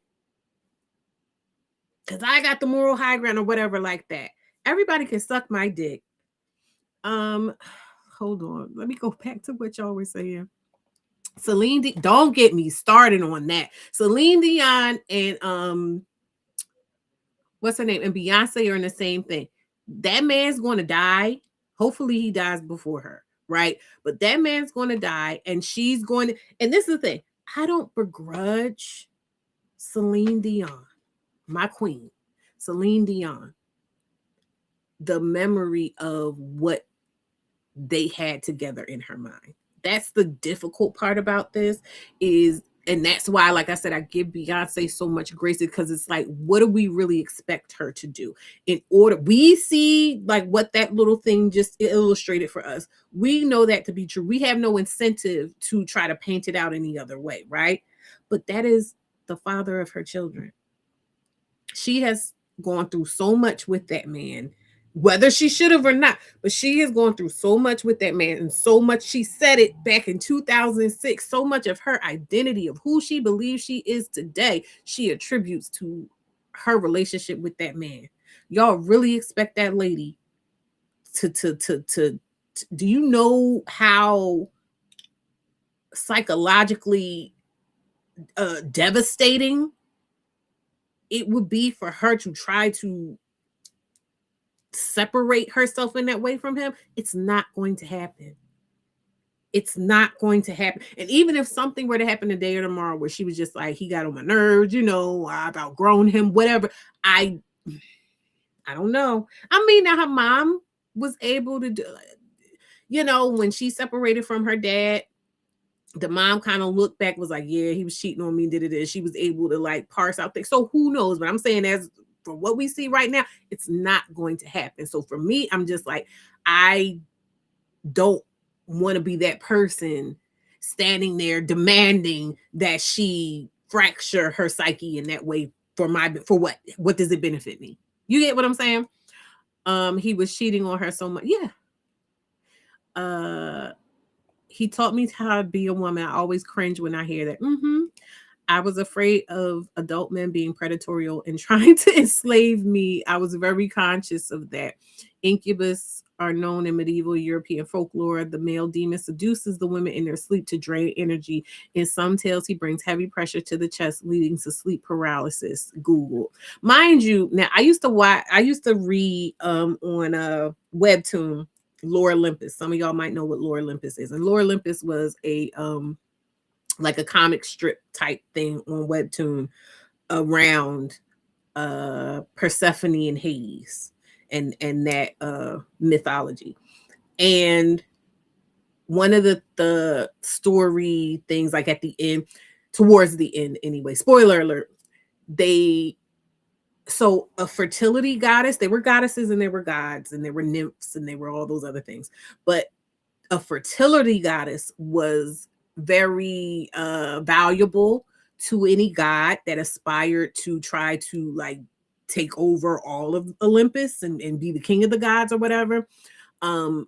Because fertility goddesses, through their love of the god, the god was able to harness this amplified power of some kind to be able to conquer everybody else. And so Persephone wound up, it was being hidden from her for a long time that she was a fertility goddess. But then when people found out she was a fertility goddess, there was this whole subplot of like one of the other gods trying to usurp Zeus and all this other stuff. But my point is that, but it was very important that the goddess had to love the man. The goddess had to love the man, because if the goddess loved the man, then she would go. They couldn't just take the power from her. She would then lend herself to him in that way.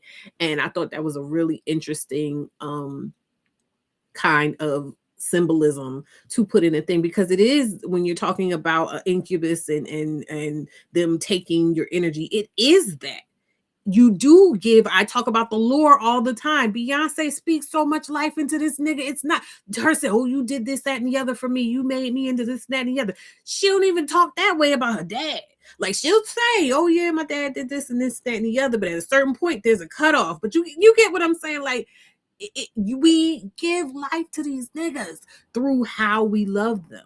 Through that idea that, oh no, this guy is good, and this guy is a beautiful soul, and this guy loves me, and this and that and the other, and oh, having his children means so much, and being his wife means so much, and having his last name means so much. Like, we put so much emphasis. We make these niggas. We make these niggas. Think about it. A man who don't have a wife or kids or nothing, like, who is he in the world? That's why they walking around acting so fucking crazy, because they feel like they're never going to get to feel what that feels like. And Beyonce is doing that for this nigga. Listen, especially when girls are taught to look for providers and protectors. So many energy predators, Celine, and that, bringing it back to Brandy, so many energy predators. Yeah, because think about it. She was on the come up. Everybody that was around at that time, Whitney was on it. You know what I mean? Like, all the singers of that time was looking at her and go, yeah, you. Wanye knew. He knew who she was, and he wanted to be able to, he said he got her before anybody else got her. That's some fucked up ass shit. That's some fucked up ass shit. When they asked him to help her, he decided that that was going to be his payment for him. Yeah, Celine's husband passed of cancer a couple years ago. It was so sad. My mom met my dad. He's the only person she has ever known.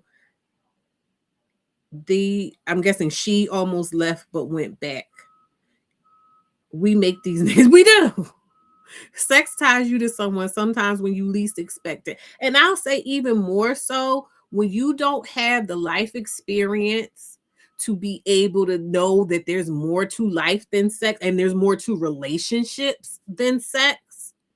Yes. When you're talking about a soul tie, and you're talking about, these girls being so caught up in a dude because you're thinking, oh my God, I've done this thing, and there's so much, put on the idea of having sex with people that it's just like, oh yes, this person. And then there's so much pressure put on girls to be pure and this and that and the other. So yeah, when you get, I don't remember when it was years ago, but I was talking about like what you think you've given to someone. Oh, it's in my interviews playlist with Heartbreak Hill podcast. That's what it was. And I was talking to her, and she was saying, like, in my book, I talk about feeling like you've given something to these men by having sex with them. And it's yes, because all of this emphasis is put on this value of sex and sexual market value, and women don't have body counts and all this other stuff. So there is this commodification of the idea of sex, to where if you have sex with somebody and then they start acting weird, it does kind of kick in. You start going crazy, like, oh my God, I gotta get my payment on the back end because I've given this guy this thing. It's really freaking crazy. Yes, Beyonce. Beyonce. Absolutely Beyonce. Let me see what else we got going on here. Do I have any more clips? I don't have any more clips. I really feel like I'm gonna, you know how I do. It's time to release the Kraken. I'm gonna let you know if anybody wants to come up. Yes, Alicia's here. I've missed you, Alicia. I was so happy to see. By the way, Alicia has a new video. If you don't already know, go watch Alicia's video. I've missed you. I was worried about you. I'm so glad you're back. Les says she got. See. But I put the what's the face up there in case anybody wants to come up. Hold on, let me pin it here in the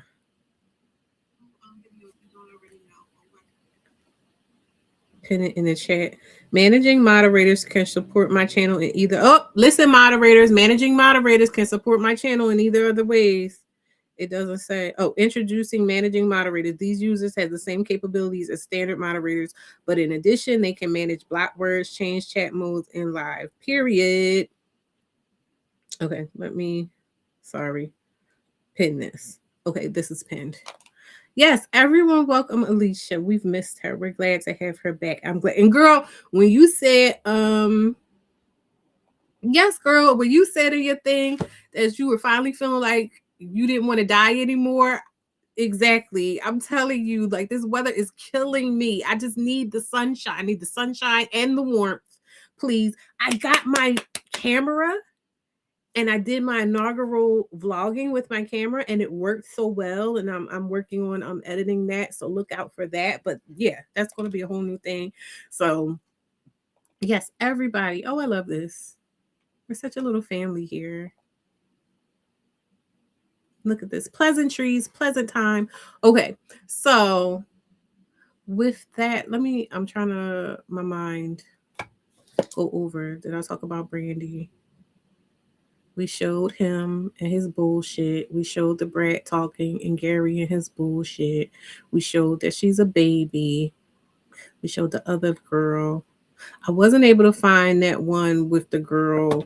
In fact, let me try it now. Maybe TikTok will work for me this time.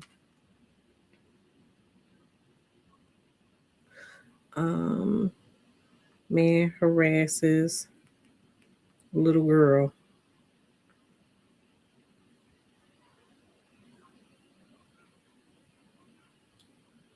They say no results.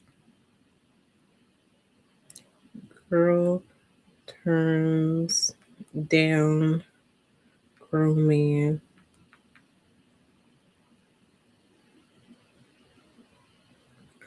I don't know. It's a bunch of people talking about this. Ooh, I don't know who these people are, but I guess we ain't gonna find it. I'll post it to y'all in the Discord if I find it. But yeah, I don't see it here. But I think points were made, right? So what I'm gonna do is I'm going to go ahead and stop sharing that. I'm going to play the outro, and then we'll come back for some foolery. I think it is a decompression. It's just a bunch of foolery, honestly. So we'll come back with it.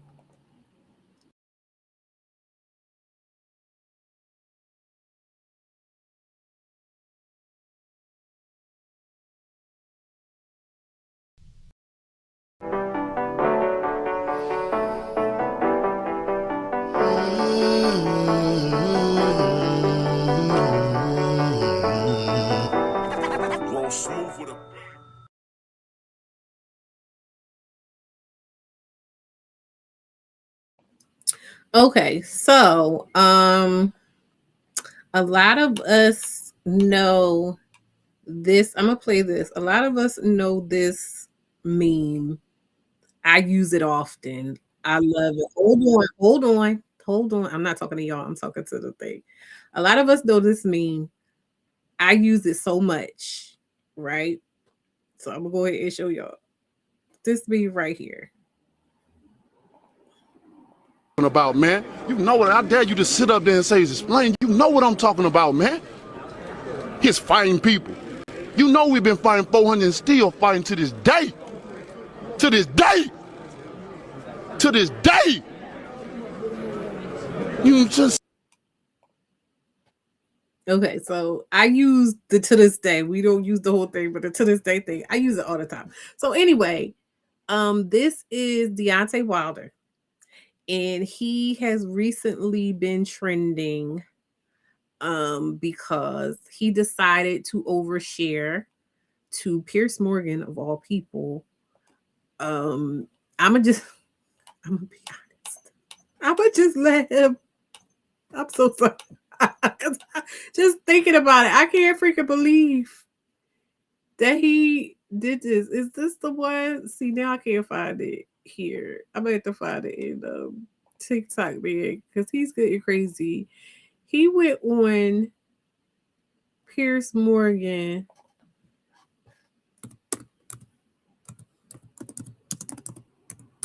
And decided to tell all his daggone business.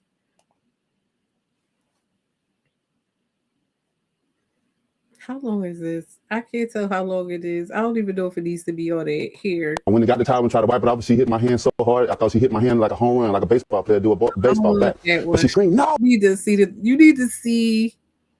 Deontay, you've got 7 children, like you said. Yeah. One is your daughter, Nia, I think is how she. Nia, who was born with spina bifida, which is obviously a very serious condition. What impact has that had on your life and your feelings as a father? It had a strong impact on my life because I chose to keep her. Her mother didn't. You know, her mother tried to set me up, you know, to have the baby. You know, she ejected my sperm in her and ran in the bathroom and locked the door, and that's how we had her. Really? Yeah. You know, truth be told, Sir? she don't even know I know this. Wow. But I'm telling it to the world. How do you know that? I'm smart. You know. I'm gonna just pause it right there. I'm gonna let you absorb that. He talking about so she ejected my sperm. Now, the first time I heard this, I just was like, how? Because the way he's going to describe, I just was trying to figure out, like, is he trying to say that she extracted his sperm without him knowing? Is he trying to say, like, what is he talking about? Because I was trying to figure out, like, it doesn't make any sense. I'm gonna let him talk some more, but it still doesn't make any sense. Just listen to this shit. When we was having sex, you know, I used to on her stomach.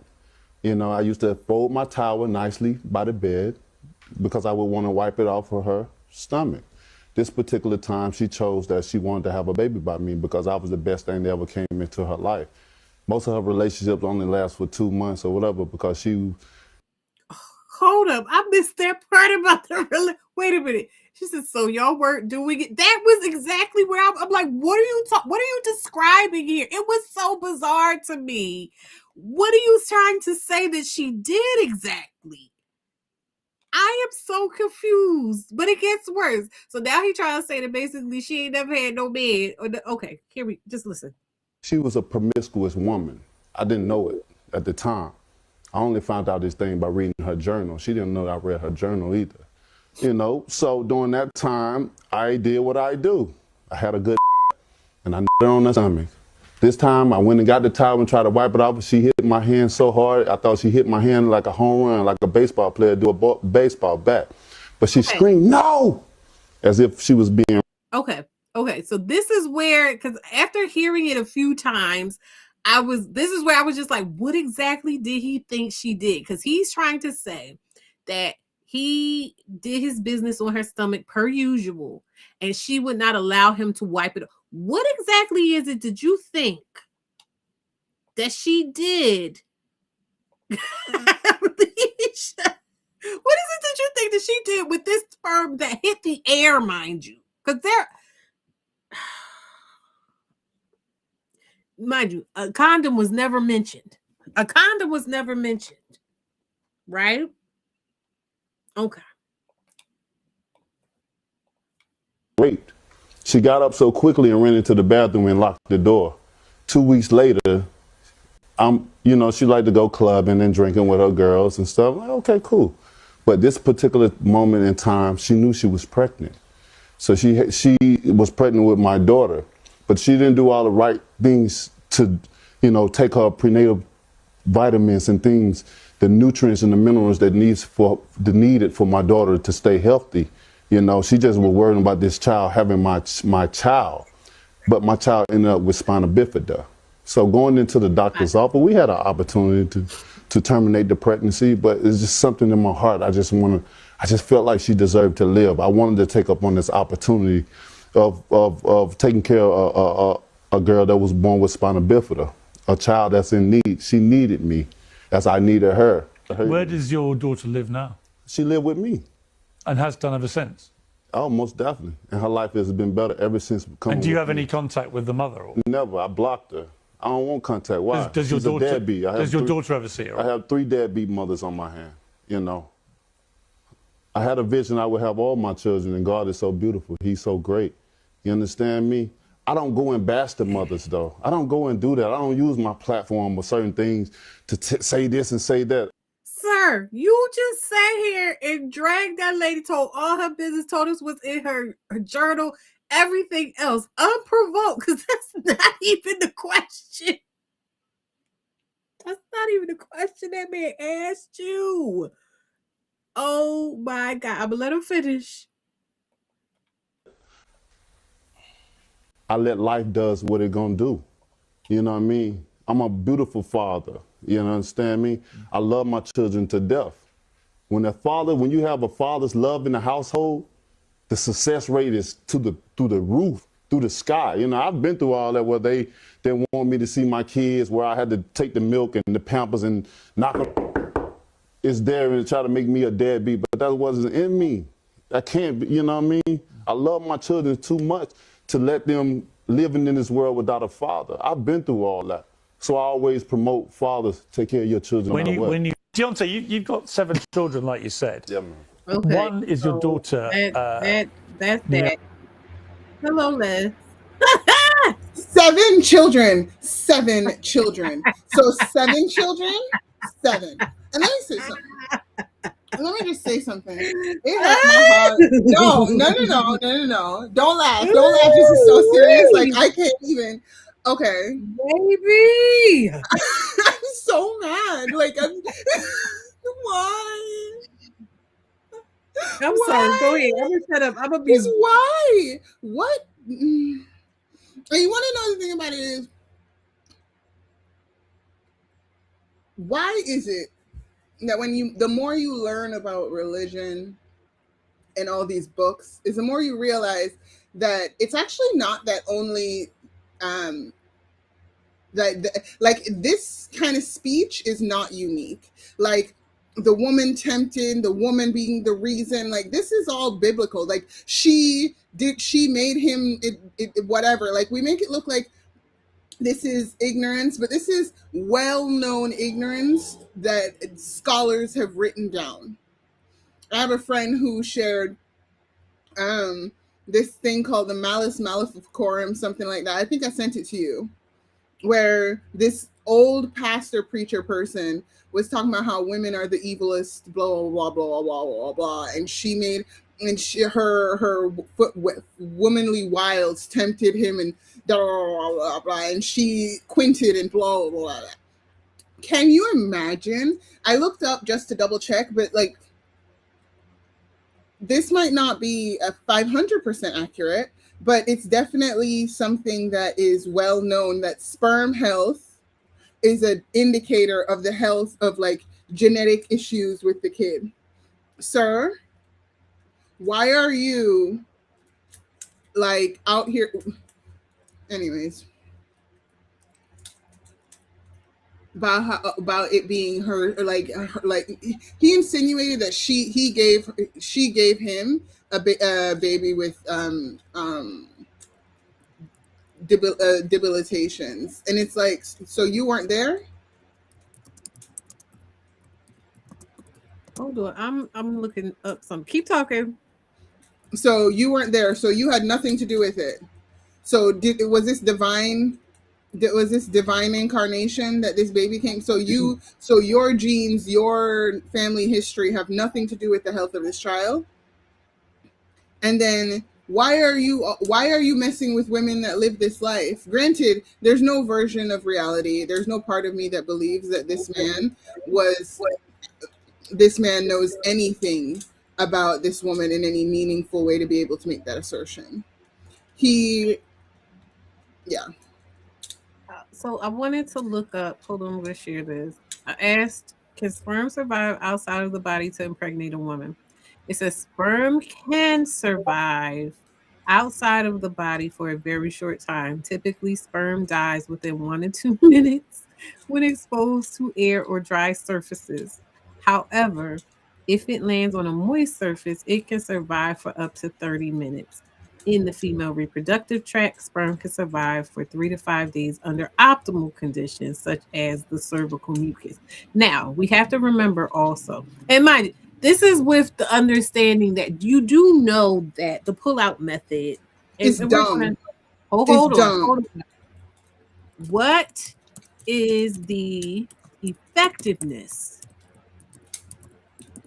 in percentage of the pull-out method?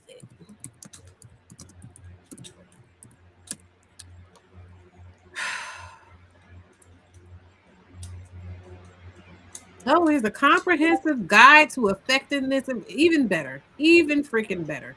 Let's dive in, shall we? Let's go down this rabbit hole.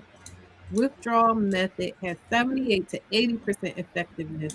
Exactly, Runtel. The thing about it is pre-cum is a thing. You don't control when you let go. Like, stop it. And the thing about it is that I understand that education is what it is, but every one of us have the internet. There are certain things that you are educated about. And I think that it's one of those things too, where it's like, sir, also, why are you telling this man your business? He did not pull that out of you. Why you were so salivating to pull to embarrass the mother of your child, this lady, that you embarrassed yourself. It's like, if I'm embarrassing me, I'm embarrassing you. You remember Eminem on that type of time? Yeah. Like, because does he not realize he's embarrassing himself? Like, what do you think? This is my question. When he was telling the story, and I was sitting there trying to piece together what this looks like based off of what he was saying. Is he saying that she had an apparatus? And I'm supposed if he's saying that she was this organized about trying to do it in the first place, that maybe she could have had a little syringe or something on hand, right? But he's saying that she had to go scrape this shit up off of her stomach, put it in some kind of receptacle, or was she supposed to just like smear it on her fingers and try to stick it up there? Because even when the man is completely immersed in you, right? And he goes ahead and it's there inside of not even the canal, but in that's in your cervix. I hate this conversation. Yeah. I hate it. No, I never want to think. I know. No. But the thing about it is that he hurt me. He made me have to think about his sex life. And I don't care. Specify that she had a turkey, but he didn't give us any of he can do is speculate what happened. Why did you go on Piers Morgan to go and tell this man this story? This is a gossip columnist. Outside of Piers Morgan, we're talking about literally like global issues. We're talking about a lot of foolishness, but this is just like, of all the people and of unprompted, what would possess somebody to think that this is a W? I need to know. Like, what did he gain? We're going to, no, because I want to follow my train of thought. We're going to follow this all the way down, girl. You're telling me that this girl scooped this shit up on her fingers and injected it, and put that in. How did it get in there? And my thing is, like I said, even when you get the full benefit of him already being inside of you and letting, go inside of you, the sperm still have to swim. They have to swim to the egg.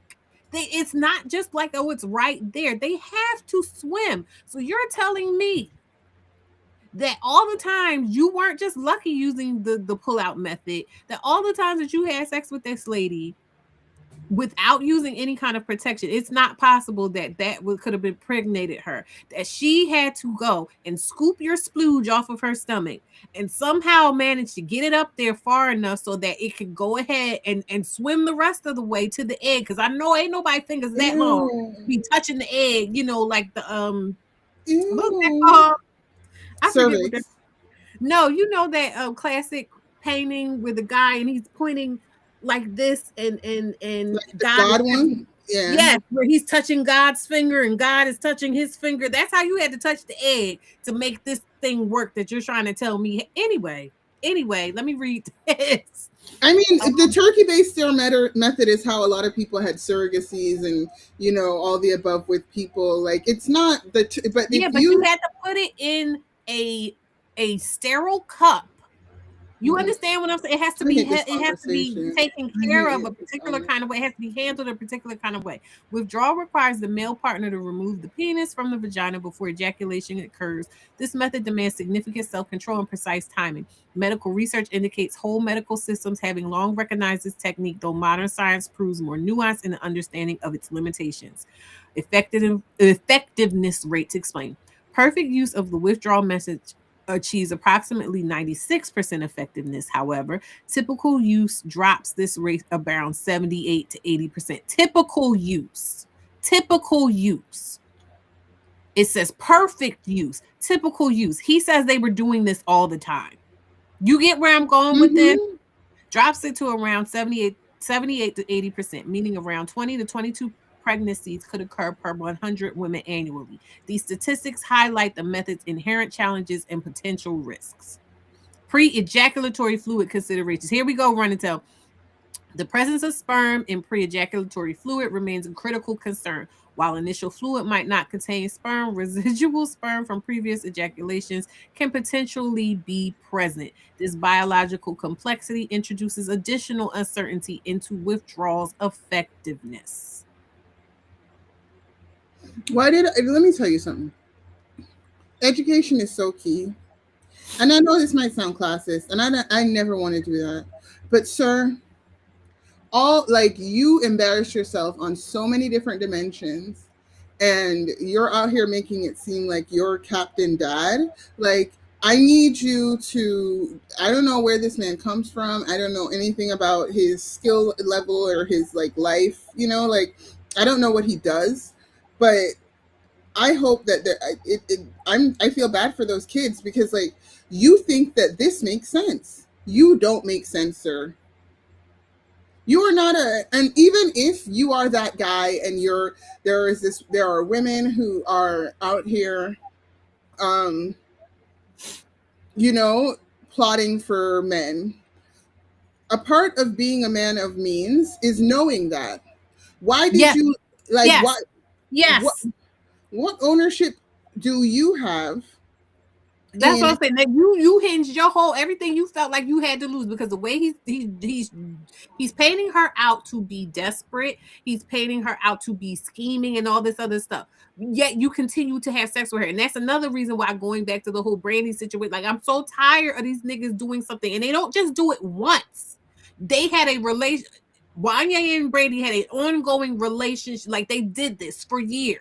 This man was doing this with this woman, saying that he understood and knew that she had designs on having a child by him, and yet he didn't change anything about having sex with her generally and or how he was having sex with her. But we're supposed to feel bad for you. Because the thing about it is, and this is the part that hurts my heart, instead of owning up your adulthood and your sovereignty, right? Like you're that guy, you're the boss. Bosses make choices. Bosses are theoretically the people who make good choices, right? So why is it that we as a society are leaning on the child to make the good choice in this situation? Why is it that we are as a society leaning on what you say is a woman who is out here plotting for you? Why did you decide that you were going to, and I don't think it's the same thing as choose better. I don't think it's the same thing as choose better. You people are in the mindset, these people who believe these things are in the mindset that men are more rational, that he is a smart person. He said that verbatim. So he makes good choices. He's a smart guy. So why is it that you are saying that you put your life in the hands of a girl you think is silly?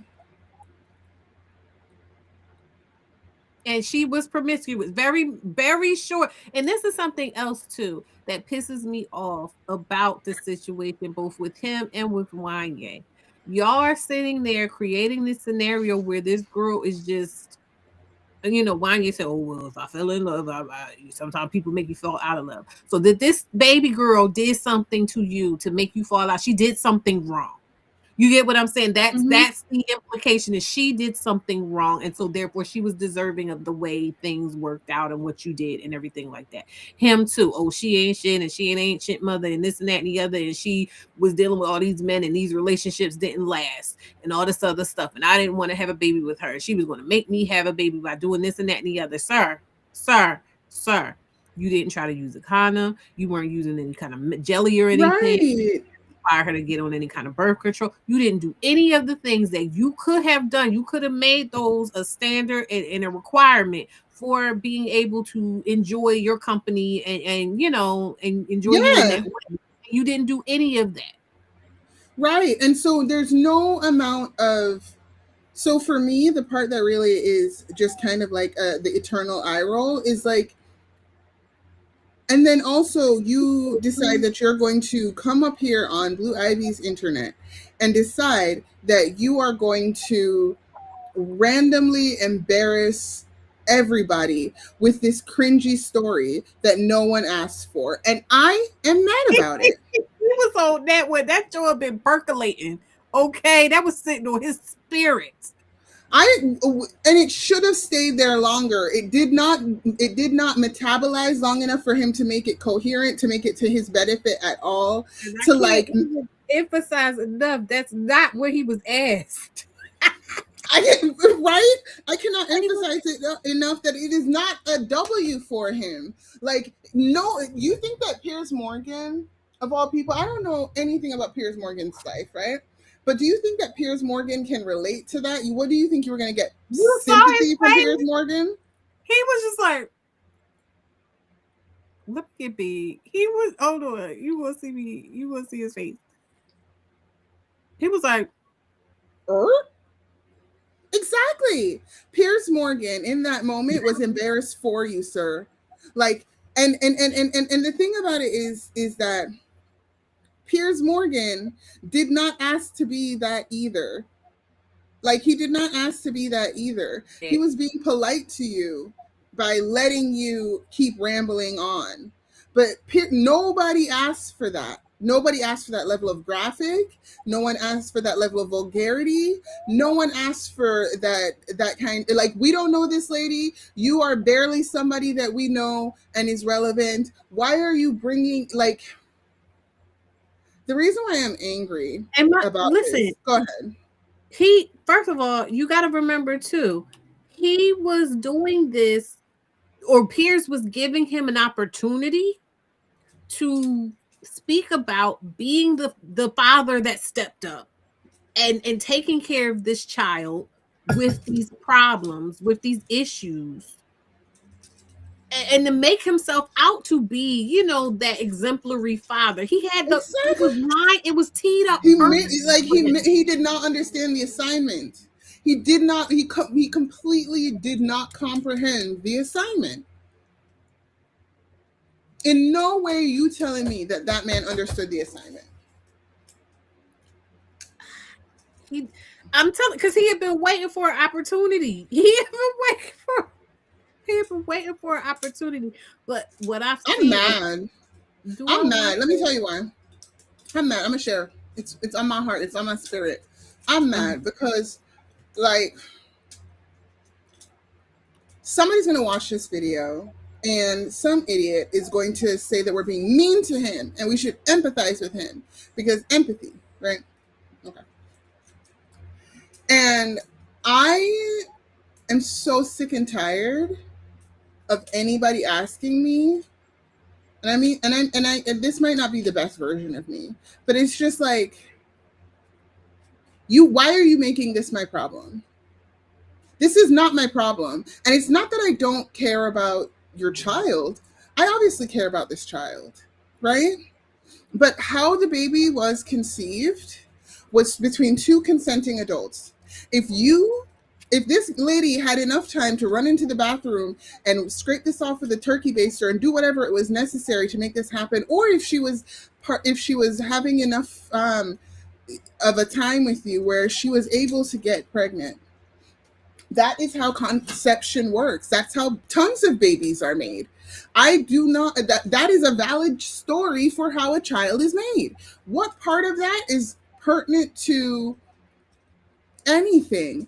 And then, to be fair, to clarify the situation, Pierce asked him like how his life had been changed by being the active parent, the custodial parent of a child with spinal special needs. Yeah. And he, in his own way, was trying to explain how she got spina bifida because he did all of that extra exposition. And that's not how she got spina bifida, you person, you child of God. He did all that extra exposition to lead up to explaining how her mom was in the club when she was pregnant with her. Allegedly. That is not how she got spina bifida. Partying.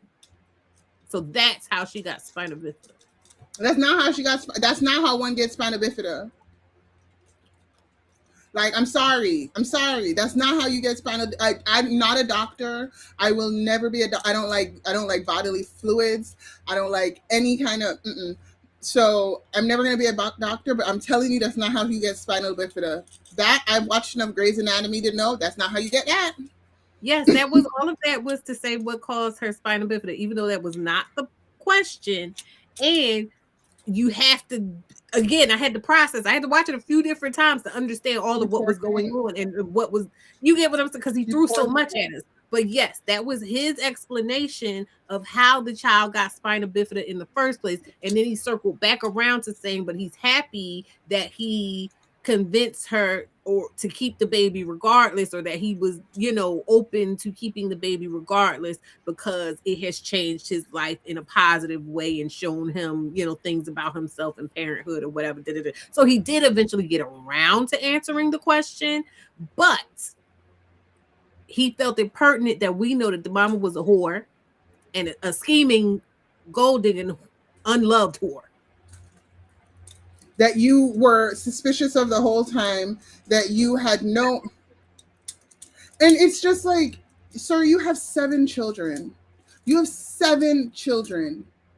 How on earth are you not aware of how babies are made? It says folic acid deficiency is a common cause. I feel like that's why they push folic acid for pregnant people now. Yeah. Well, wasn't nobody in that house taking vitamins and shit. I don't think okay, fine, but like, why? Can you imagine this for the child? Can you imagine, like, how thoughtless are you as a parent? What, like, to me, this is not right to do to your baby. Point blank, period. Women and children are perpetual side characters in the stories of these men. You understand what I'm trying to say? There is no pride. There is the same way Wanye was brazenly talking about Brandy as a child at that time. It never occurred to him that that was distasteful. It never occurred that even if it's this thing, okay, we separated as friends amicably or whatever, that telling the story in that way and fostering an environment where people are talking about her in that situation in that way was antagonistic and unkind and distasteful and crass, unnecessary, cruel, and all of embarrassing, those things. Because all he knows is, oh self-owned. yeah, I got Brandy. I took her virginity. It's just the prestige of it for him. It's not about And you know what? His friend. I just had to look it up. I just had to look it up. This saying, I'm gonna say it wrong, but whatever. You are snatching defeat from the jaws of victory. He teed you up for I'm a good dad. And you snatch defeat from the jaws of victory. Like, how you do that though? How did you told this story of how this brazen whore, this strumpet in the street, was able to pull a fast one on you? And how she got spinal bifida is because you did not get conceive this child under normal means. It was under the duress of I don't know, like a turkey baster. Sir. We know, Alicia. We know you weren't saying that your mom was. We know. That just came up recently too. Something was going on, and then somebody referred to that. But yeah. See, I told you that you don't get spinal bifida from that. Told you. See, because that's not how you get spinal. You did not. How you found a way to embarrass yourself? Listen, and that like, and I know that's might not be right, but like, you're supposed to be daddy of the year, and you're out here making your child look like that. Like, you literally found a way to ruin it for your child. Like, what did you? I love my baby. She's the sweetest thing. You know, she's so funny. She's so smart. She's so this. She's so that. She said, you know, I'm always telling y'all stories about little stuff I daughter do, and she's tired of me. My baby is sick of me. Okay, I stare at her all the time. She's tired of me. So there's always something to say about your kids. If the story is you're a doting father, caring father to a special needs child, there's so much there that he could have just walked out of that just looking like a prince. You know what I mean? And instead, we're just all left agape at what just happened. And it makes me concerned for your child, because you are a narcissist. How did you make that moment? How did you mess up that moment like that? You literally took a story that was supposed to be a story of triumph about caring for a child and being a good dad, and you found a way to embarrass somebody who's not in the room, right? And make everyone feel uncomfortable. So somebody said, how many kids does he have? 7. I feel like did I get more information about that stuff about Brandy or whatever? I didn't get any more information about how many kids he had. I got this thing about his last. He had a fiance or something that he had wrote her and her child, not his child, into his will, and then the child told him, "You're not my dad," and so then he took the baby out the will or something. Like it's but still, it's just. Of course, he's the perpetual victim in that. But mind you, I couldn't find the thing because I saw from something. Wanye. This is Wanye. No, this is Deontay Wilder. But I saw something in passing saying that particular fiance whose son did that, he had cheated on his lady before her with that one, and then that's what happened. So I'm tired. What about exactly? And I'm like, we about to end it because shut up. Enough foolery, right? Shut up. So and then like like you could like this is the whole teppery that women talk about, and they're so convinced that they're so smart and they're so elevated, and these are the deep conversations these men think that they're having. You just think you got deep. He just thought he got deep. Oh, Princess Amani is managing her condition, and we love that. Whoop whoop. Girl, so okay. Any final thoughts about anything and everything that we talked about tonight? No. So Wanye is now with somebody named Amber Morris, and they got together in 2019. And I think it's also something to say that, granted, I don't see anything wrong with Brandy speaking out, and I'm sure, and Charlemagne and what's the other guy's name were the one who asked the question. But I just think that there's something also to be said for why is that your victory lap? Like, you still are out here making it look like that is props to you, and it's just a complete misunderstanding of what you look like. Yep, that's what I have for the class. Wonderful. Yeah. And I mean, I said all of the things, but I just, like I said, it's been very disheartening in the women. Oh my God. Like the one, I really just want to tickle and just. Wait, which woman? What did women do? What did women do? There's lots of women that are saying the same things that the guy Gary was saying, and muddying those waters, and just because it's clear that. But there are stupid people out here in this world, and I think that dismissing them is important. It's something deeper than that. And the thing is, what's funny to me is I know there are some people that'll make it a thing of like, oh, because I just want to hate men and I just want to hate on men type of thing.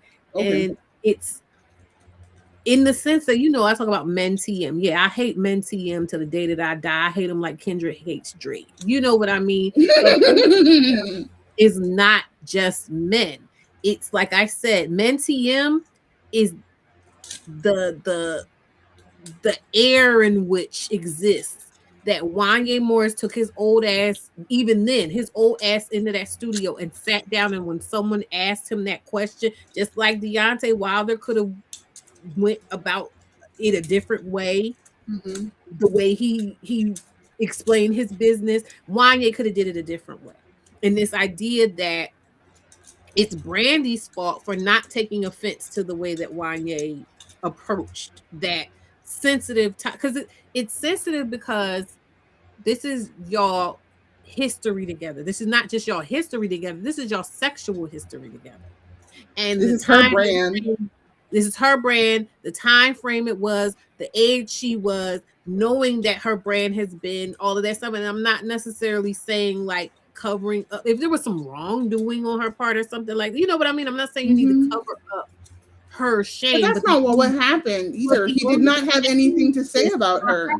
The only shame in this for her is that she trusted you.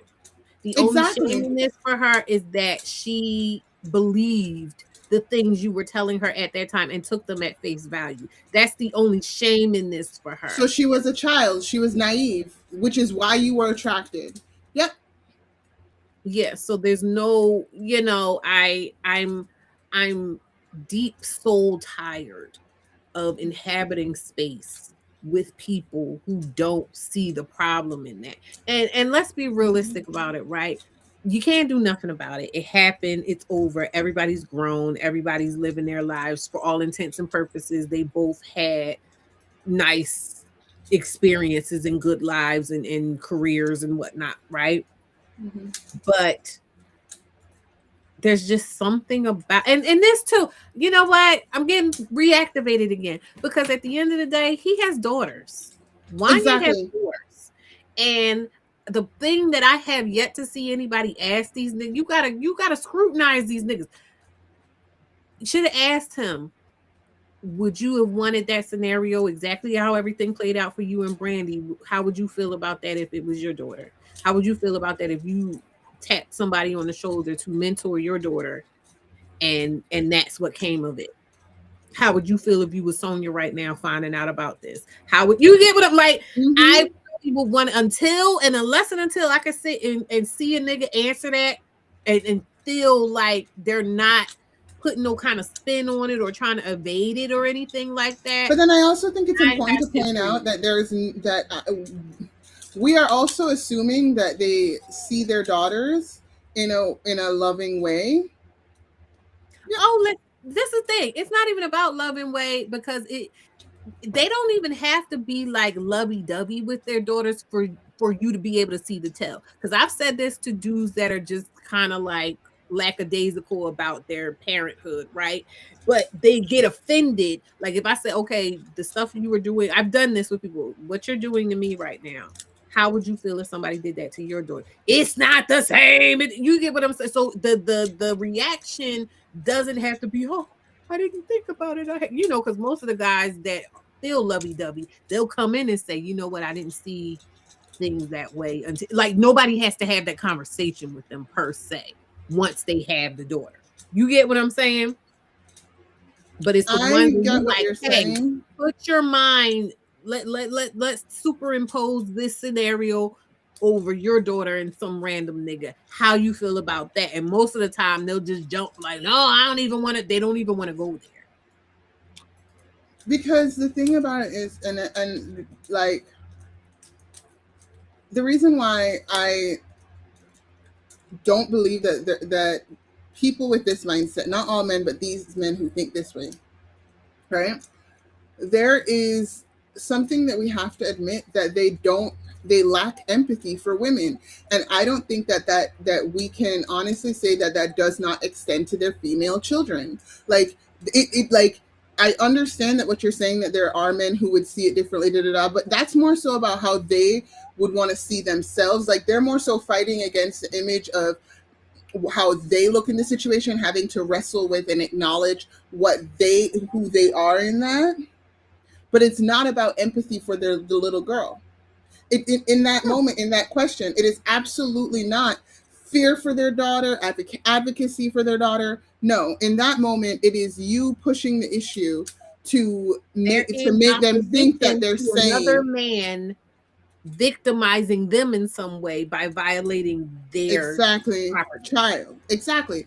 It is not about their child's mental health, not about their child's sense of safety, not about their child's purity, even like, though I hate the word purity, right?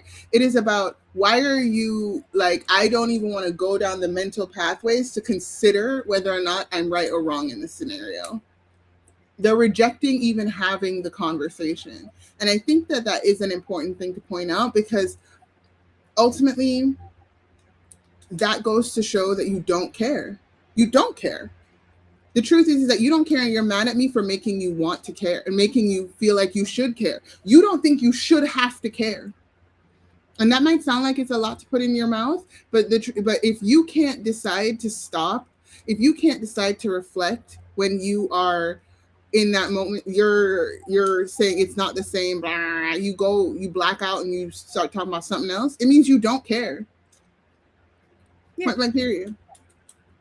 They don't care at all. And it's really the fact that, like I said, so many women are so, and even Gary, and not trying to stay out of like LGBT type of things, in terms of contextualizing certain things around LGBT thing. But Gary, it was real, like, for me, because what the fuck what dog do you have in the fight of defending something like this?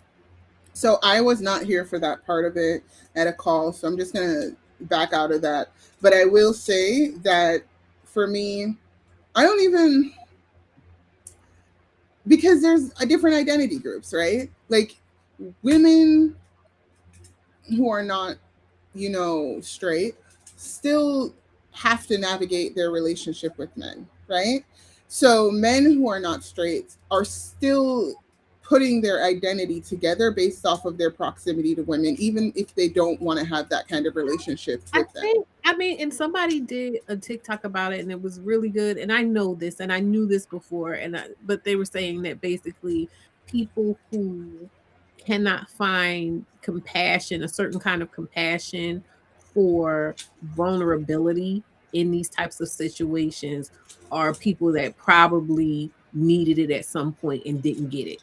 And so to be able to, because this is, what I'm about to describe here is not something that is relevant just in this type of situation. It's relevant in a lot of situations. It's the same when you see somebody who is struggling and striving to, create a life for themselves outside of the box of the type of lives that the people around them have built for themselves. And they get so, crabs in a barrel type mentality type of thing. Like, I can't bear to see you accomplish this in this way, because then that means that I didn't have to settle for what I've settled for. You get what I'm saying? And so in this situation, these are people that probably needed that kind of space held for them, and they didn't get it. So now they don't want to extend it for this person, or they don't want to see it extended for this person, because then what does that mean about what happened to them? If this person is a victim, what does that mean happened to me? If this person couldn't have stopped or helped or prevented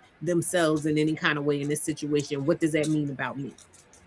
And then what I, have to, the pieces I have to pick up after that revelation. I understand that, but you don't get to live to see the other side unless you face that.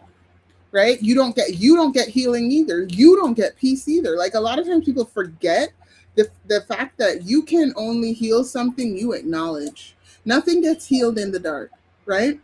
So if you're still mad about that thing, suppressing it, ignoring it, not recognizing the nuance that this did not have to happen, therefore let's try to make a world where this does not happen, you can't be a part of the change you want to see unless you acknowledge that, baseline is wrong. So I understand what you're saying, but if you want to create less situations where children or little boys feel like they can't be vulnerable, you have to be willing to acknowledge that you wanted a space for vulnerability when you were growing up. So the patience I've lost is really about the fact that you don't even recognize how you are perpetuating the same problem and defeating yourself and your ability to heal from that, because you will never get that level of vulnerability unless you acknowledge it. Not from anyone, not even for yourself. You see what I'm saying? If you can't acknowledge that you want vulnerability, you'll reject it when you get an opportunity to get vulnerable. You know what I mean? Yes, absolutely. It's a shame, because I know, in my heart, I believe that there's a dissonance there, that they're not seeing it clearly in that particular way, that they're just operating off of instinct, right? That instinct to protect ego. But at the same time, it's just like, we're in 2020 fucking 6. Like, if Brandy at her big age can't come out and say, you know what, when I was 16, this grown ass fucking man, especially if he's the one bringing it up, especially if he's the one who is speaking on her character and making it look like she did him wrong. Like, the thing about it is that I said this before and I'll say it again. If you say something, if you bring something up, then you should be willing to get a response. You are not speaking to the ether. If you did not, he sent for her. He could have said no comment. You know what I mean? Like, he could have just. She's a wonderful person. Like, look, whatever you're speculating on, you're speculating on it. I'm not confirming or denying anything. Whatever you think that's all you want to get out of me. But instead, everybody found it funny to shape that narrative at her expense. And so I was talking to somebody, and it makes it so hard, because even people and stuff like that. I was talking to somebody, and they were hitting with me with the, oh well, everybody knew. Okay, if everybody, so fucking what if everybody knew? That makes it right. Oh well, yeah, and Kobe Bryant said that this is what I saw on somebody's thing.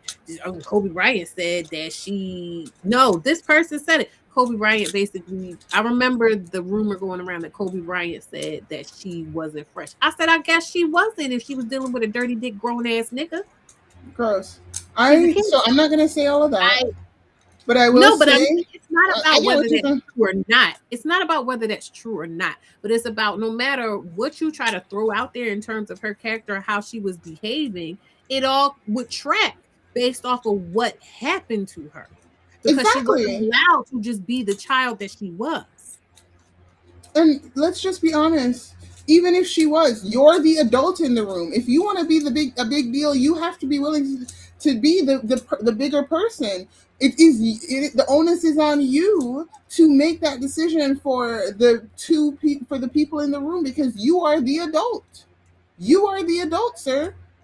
That's Anyway. what I said. That's why I brought up the idea of like if a child comes and says they want to eat candy and cookies and cake and everything for their dietary needs, there's never, it's not going to be this much debate. It's not even going to be a fraction of this much debate. You get, because the worst thing you could be is fat. But that's a whole nother conversation. But I'm just saying, like, even outside of that, if a kid comes anywhere and says that they want to just eat like Buddy from Elf, nobody's going to fight about Nobody's going whether or to not how that needs to be handled. You get what I'm saying? Mm-hmm. But when it comes to children and sex, there's always this there's so much nuance in debate. There's no nuance. Grown ass niggas want to fuck on little babies, and that's not okay. And we as other adults need to be the ones to say, not on my watch. Not around me. Don't. It's not funny. It's not cute. And there's no amount of like talking with this kind of pastor cadence. There's nothing that your emotions and rah-ing is going to do to distract me from that point. Like when they start going into I mean, come on now. Like that's you trying to use signals from, that's you trying to use, I don't know, espionage tactics, mind control tactics, psyop tactics to try to convince me I'm not hearing what I'm hearing. You're trying to distract me with your nonsense so that I'm not hearing you say what you just said. Like I think about the whole R. Kelly thing as a teenager and the way people were talking about that girl. Like it's every single time it's about sex. There's always this space that's just cleared and held. People are holding it up like this around trying to make it okay. Huh? I don't care. Like, and that's the thing. Like, I understand. Not that I don't care. It's a problem. No. When I say I don't care, I don't mean that I don't care about what happened to them. What I'm saying is that like this, like I am so dismissive because I honestly want to stand on business on this. I support my dismissiveness. All of the extra shit you got to say about why and all of there are no inputs that deserve that beget that output that are valid to me. So let's just stick to the point. Why were you? You know what I mean? Like I don't want to hear it. I don't want to hear about your achy breaky heart. I don't want to hear about how she played you anyways. I don't want to hear about how she was out here. I don't want to hear that she was flirting with you. She's a child. He just insinuated that she did something, that he fell out of love with her and that she was older. Like that's the thing too. And it's so funny because people, when I talk about me not dating and not having sex and things like that, and I keep telling the people, it's not that I'm, dead below the waist. It's not that I'm not, I don't have desire. But when I see the way that men will treat you, unless things work out like Jay-Z and B, you get what I'm saying? Like y'all have to be, it has to be such a deep, it can't even just be like, oh, we're friends. It can't even just be that. There's a guy on Instagram, and I think did I talk about this last week? There's a podcast on Instagram. It's a guy and this girl. I think it's called Coworkers or something like. I don't know. But this guy, I believe I had seen him before, and he's like what did he say he is? He's a dom, like sub dom. He's a dom, but he's like the kind of dom. I know it's on the tip of my brain, but I can't think of it. He's the kind of dom that like deals with bratty subs. So like girls are like, no, I don't want to do it. Like there's very particular niches, and he's part of a particular niche, and he deals with those kind of subs. And he was talking about how women want to have sex, and women even want to have casual sex. But the reason a lot of women are apt to have casual sex is because they recognize that men will not treat them like people. Men will treat them as subhuman. Like it's not even like you get a baseline look.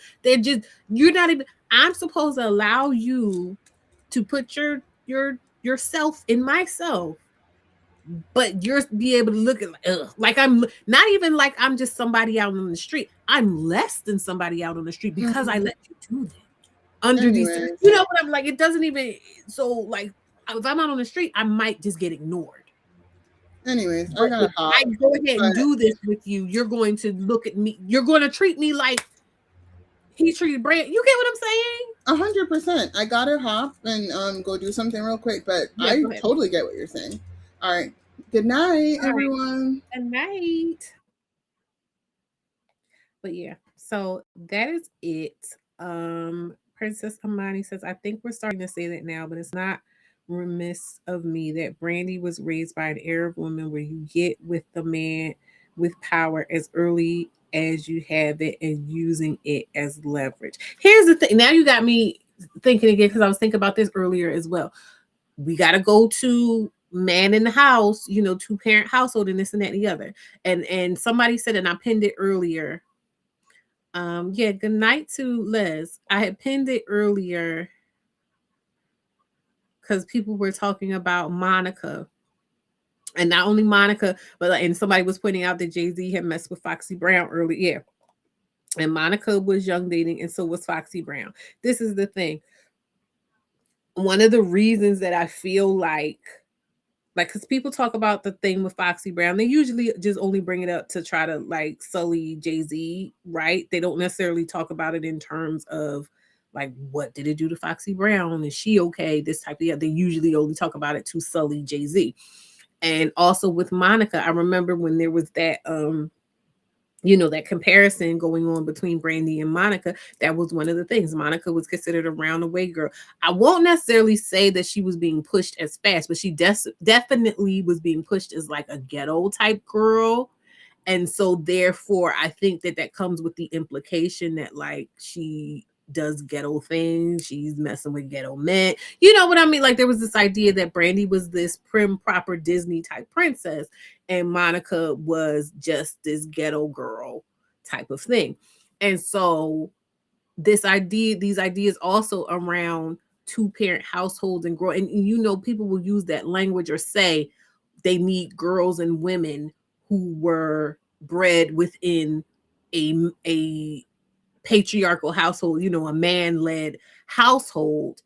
And I do think that that plays a role in this idea that a girl can have around like first come love, then come marriage, then come baby. You get what I'm saying? This idea around like what a man is supposed to be to you. And yes, kind of greasing the wheels of this idea that he can be older because he's supposed to be in charge anyway. You get what I'm saying? So I definitely feel like there's something there to talk about. We would have to, she said, I can't imagine how they came up with that. She said, I thought Monica was so classy. Yeah, no, Monica was fine with me. I'm talking about in terms of remembering that time frame and remembering that manufactured beef. And like Brandy and Monica have talked about it. And it was, I will say it wasn't because like Entertainment Tonight wasn't going to say that, right? But it was kind of like a subtle type of thing of like, okay, Monica is this type of person for this type of girl, and Brandy was this type of person. Like you weren't expecting to see Monica in playing Cinderella. You get what I'm saying? She's giving you the round the way girl experience. You know, Monica is Mary J. Blige and Brandy is Mariah Carey. You get what I'm saying? Like those are two different lanes. Those are two different type of genres, even though, you know, they came together on The Boys Mind. They're both R&B, but they had two different career trajectories type of thing. And it says Little Kim was 16 when she met Biggie and he was in his 20s. Yeah, I have that written down here in terms of mentorship. Thank you, girl. I was about to end and I didn't even finish all my notes. In terms of mentorship, let's look at this. We had R. Kelly and Aaliyah. Stevie J and Eve. Now, Eve was grown, I believe. Well, she might have been like 19 or something, I think. But, you know, Stevie J and Eve. And then I did have Biggie written down here in Little Kim. And not just Stevie J and Eve, also Stevie J and Jocelyn. This idea of like when you put a man with a girl. Who else? What's that man name? Ryan Leslie and Cassie. Remember, that was the whole thing. Diddy supposedly took Cassie from Ryan Leslie, but Cassie was like 16 or 15, 16 when Ryan Leslie met her. He was in his there is this thing I will say when it comes to the entertainment industry, that when you have a man, and typically they're grown men, you don't hear about too many 15, because there's a lot of gatekeeping too, I think, around like the music industry and all of that stuff, getting in to be able to even have a name to say, okay, I make this thing, I'm the producer or whatever like that. But you have these grown men and these young girls, and then all of a sudden, oh yes, we're together, Mariah Carey and Tommy Mottola, but like that.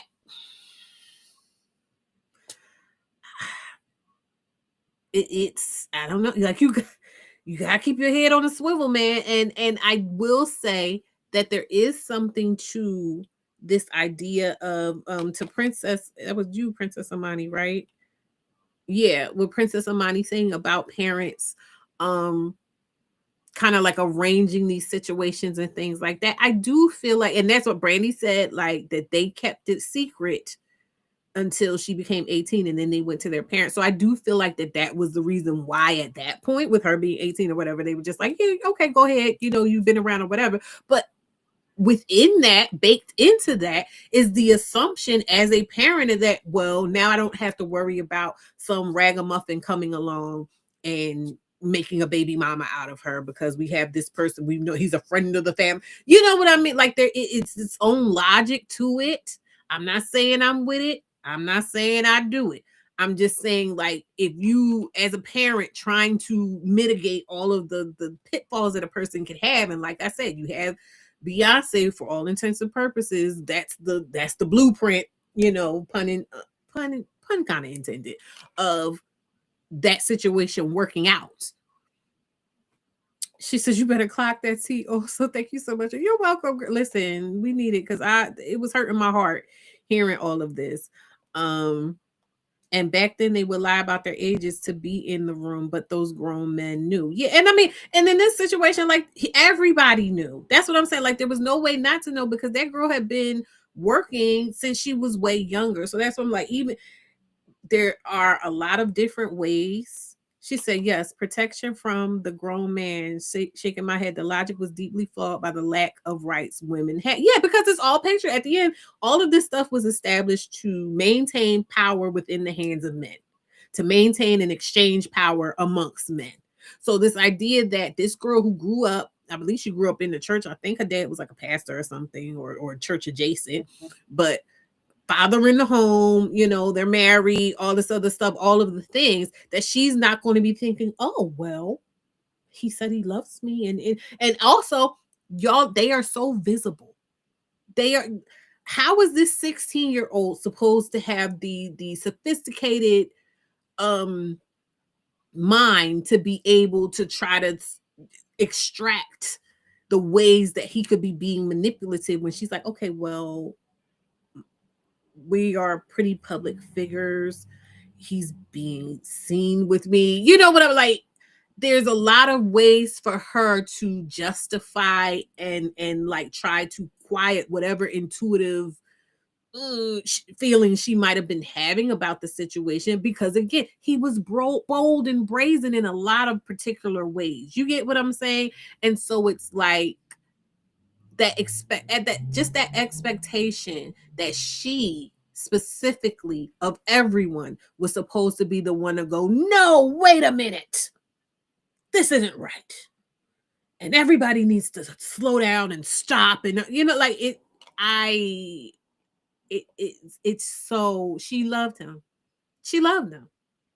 and even he is saying like she loved him, but he's saying he fell out of love with her, like, and that's the again, what if it was your daughter? What would you be saying? And they know that they would be saying, if his daughter came to him and said, yeah, this 22-year-old man says he loves me because he's been that nigga, he would be like, you're out of your fucking mind. And he knew, you're not going to tell me he didn't. And he a Philly nigga. He a Philly nigga too. Fuck that shit. If she was paranoid, she would have been crazy. She would have been crazy. Then she would have been young. Then what do they do with a lot of kids? Oh, you a baby. You not a woman. You just a little baby. You acting like a little girl. And I'm sure she got a lot of that. You get what I'm saying? Because she was literally a child. Yes. She said exactly, I'm grown. I still be struggling sometimes. How do you know it succeed? This is the thing. And this is why, one of the reasons why I don't even bother. I don't even bother, because that's a lot of brain power. And it was somebody was talking about something.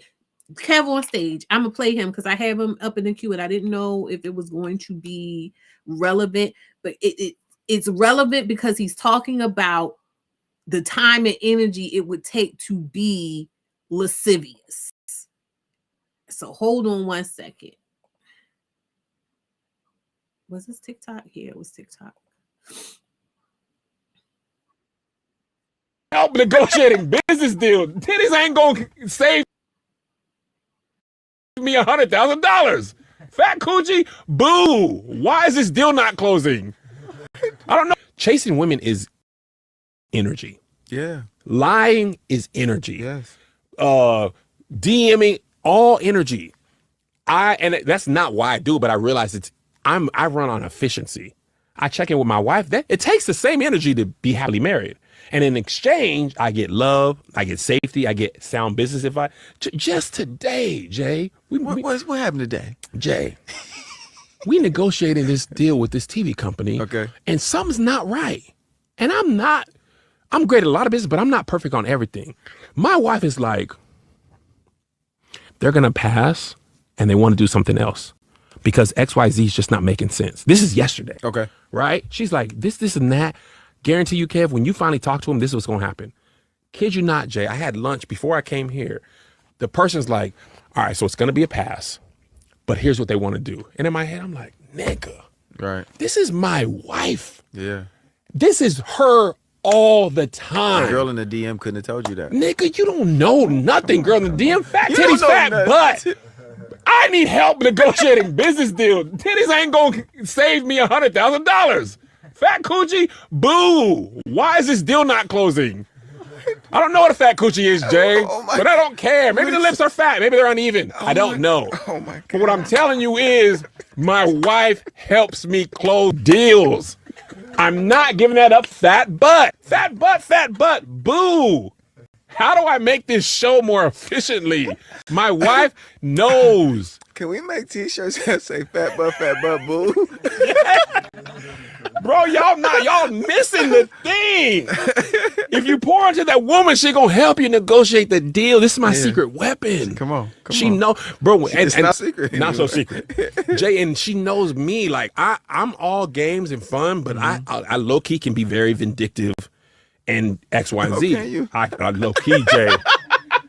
I'm kind, but not nice. Okay. Like, don't let the jokes fool you. When it comes to that bread, you got to become a hardened businessman to be successful. Mm-hmm. She knows when to say, "Oh no, Kev, you need to tap into that part. It's F them." She don't cuss. It's F them. Or you actually got to give on this. You actually got to give more than you think you got to give because it's going to protect you down the line here. Mm-hmm. When I want to be too hard, too cutthroat, she's like, "You actually don't need to do that." Every time she's ever done that, it has always been proven right, usually within a week or two. She's that foresight, superpower. This is just something happened. I don't want to go too much detail. Won't say no names. But she was like, here's what I think you should do because you don't know when that decision is going to come to bite you. And I didn't want to do it. I need help negotiating business deals. Titties ain't going to...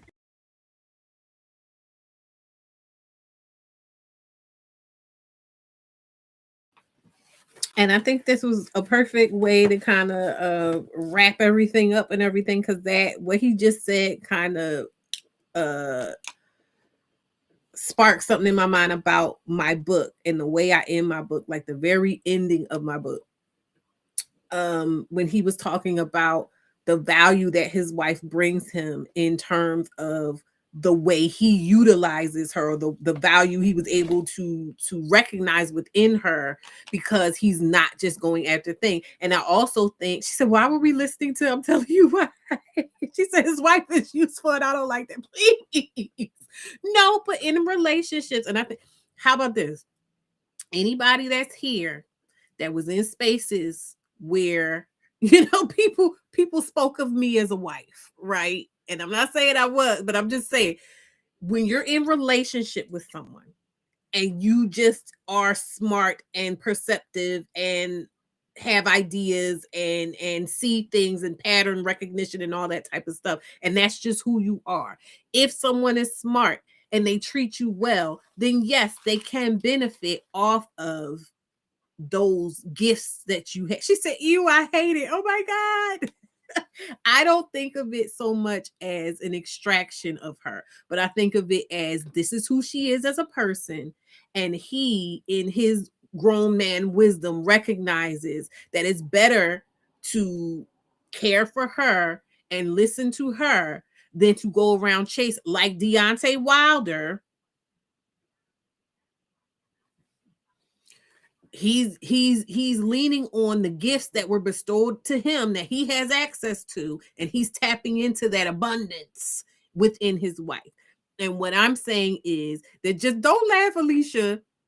What I'm saying is that so many people, but we see it so much more in men, that they're so busy trying to chase ass. They're so busy trying to hoard what they think is valuable, what they've been told and tricked and hoodwinked into believing is valuable outside of what is valuable. Because Wanye could have had Brandy talking about him and saying, "Oh wow, I oh my," and I'm not talking about like them getting together and getting married, but I'm just talking about if he had left it where he was asked to have it at the time of him just being a mentor. Brandy could have had in her book about what a wonderful mentor he was and how pivotal. Same kind of conversation Beyonce was having around Jay-Z, but having nothing to do with a sexual relationship. You get what I'm saying? That could have been, it's on the back of my freaking book. The legacy you live is the legacy you leave. He decided that his legacy was conquering a young, tender little girl. You get what I'm saying? And Kev is realizing, no, we're building my family legend, the on stage name. I don't remember what his last name is. I feel like it's Simmons or something like that. I don't remember. But you know what I mean? He sees it as a partnership. She said, okay, fair. I'm sure she's benefiting. I still don't like it, but I can understand it. I just hate that the men will evaluate you on your usefulness. When I listen to Kev on stage talk about him and his wife, I don't think this is where he thought he was going to be, but it's like, that is his wife. When he started doing that, that was his wife. And the fact that he relies on her, that for me as a woman, take him out of it. If I'm going to be in a relationship, you need to listen to me. You know why? Because I'm always noticing shit. And I've been in situations where the shit that I notice is inconvenient to motherfuckers. I've been in situations where they try to make me think that I'm crazy, or they try to make me think that they try to, tear me down because they're intimidated by the stuff that I see, or they're intimidated by the way that I use the information that I see. You get what I'm saying? So I'm happy that she is in a situation where she's being appreciated and she's being uplifted and she's being loved on and respected. That's what that's where I'm at with it.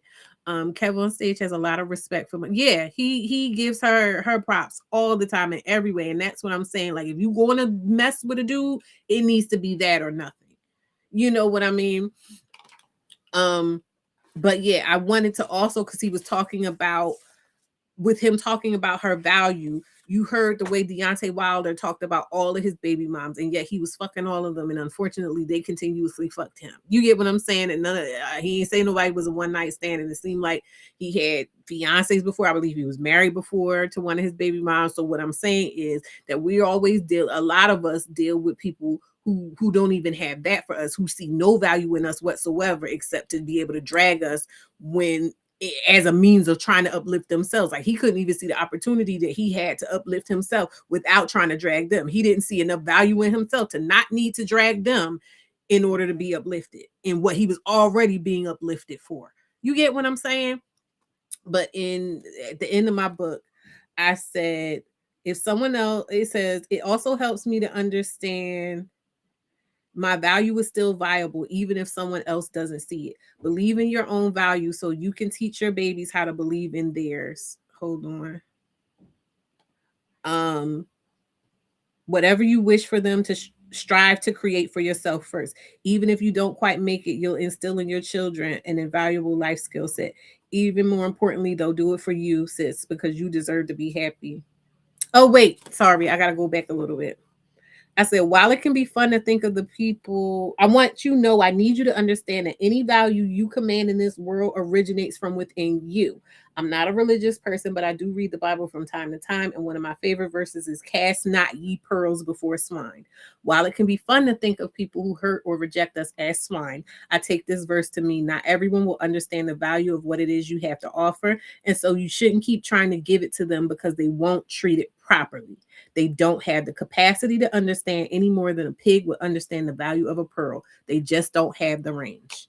I think that's so important, that to see what it looks like for a man to value a person. So here you had Wanye, who took, you know, I hate that language around it, but that's what we have right now.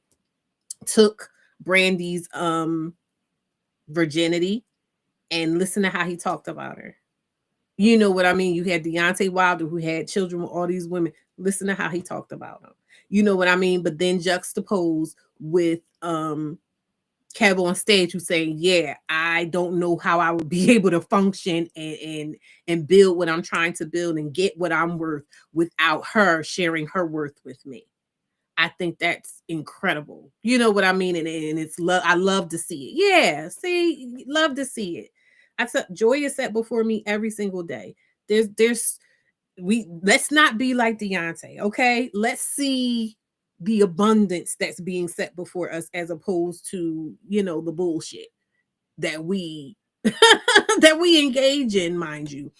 But let's see the opportunity. Let's see the love. Let's see the joy, the gifts. And I also say, I'm going to be doing within the next couple of weeks, when I come back with my pre-recorded videos, I'm going to be doing I'm going to start doing videos about, or using, like I used to do these visual tiles on my Instagram. Can I pull up my Instagram? I can. So y'all can see what I'm talking about.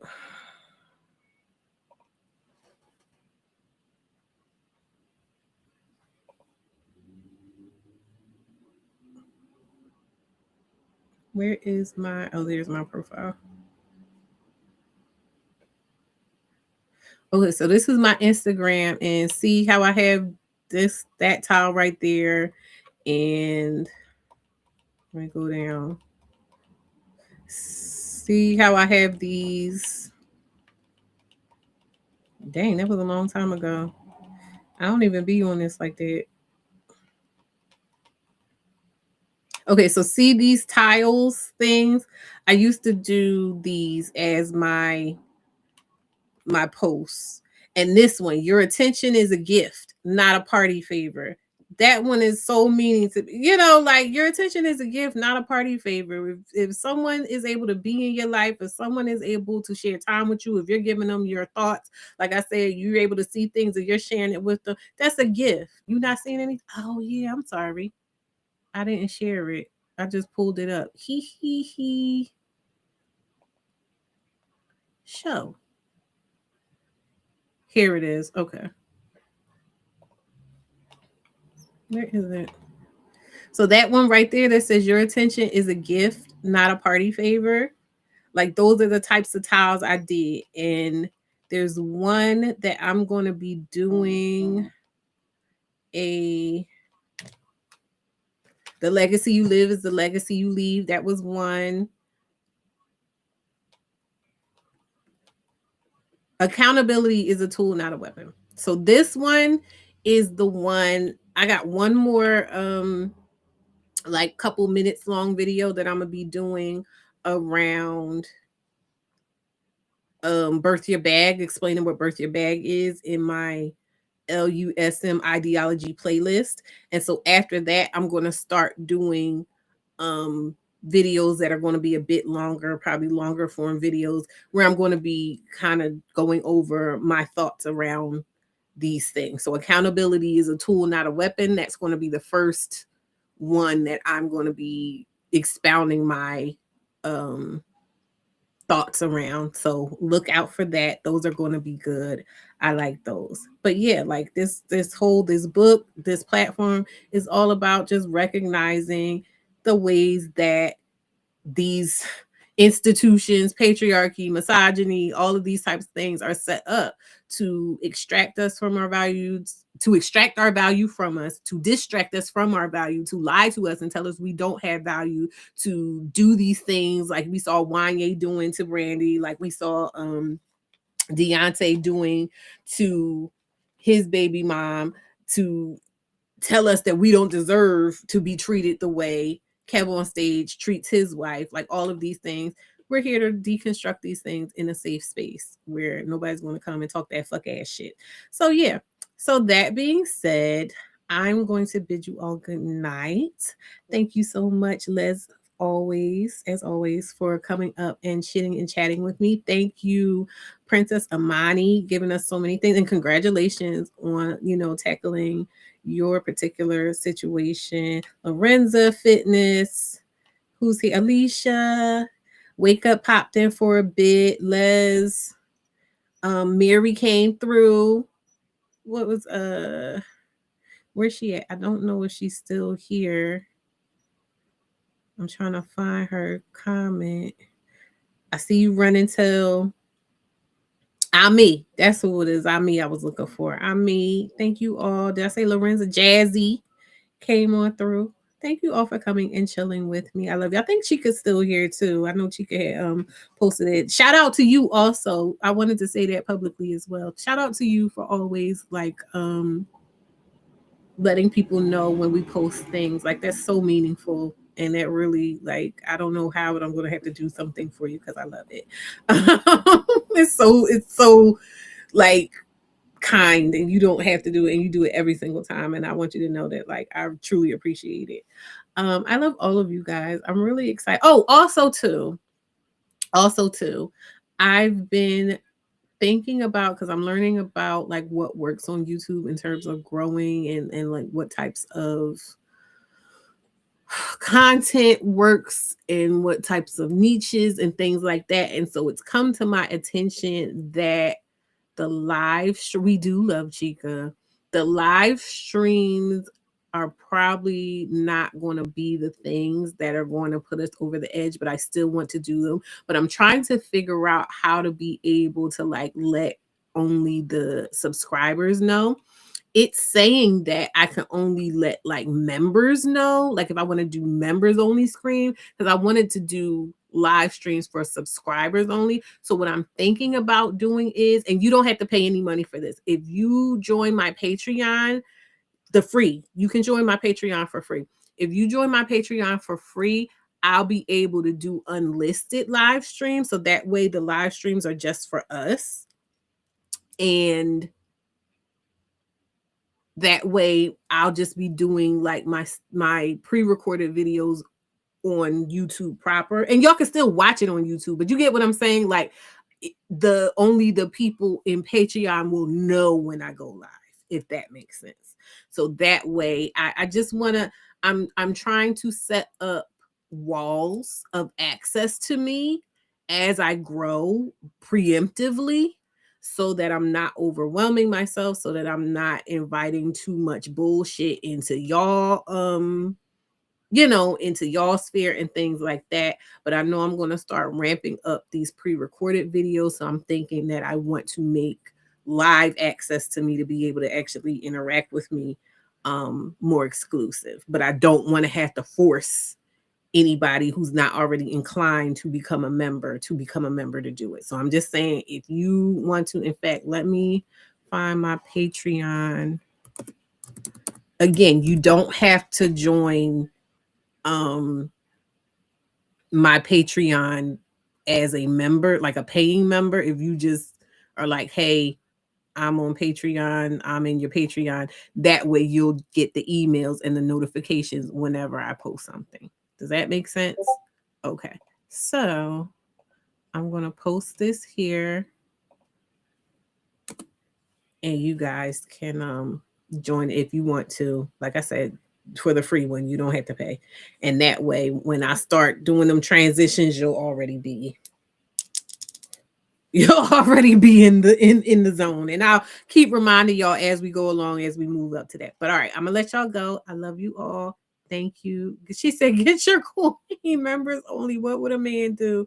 Put it behind a paywall. And I mean, it's not even just about men, but I'm saying, like, I don't want the people who have been supporting me, because y'all supporting, coming and showing up and talking and engaging with me in this way helps too. So anybody, some people may not have it. You get what I'm saying? So I don't want to pressure people into having to pay if they can't.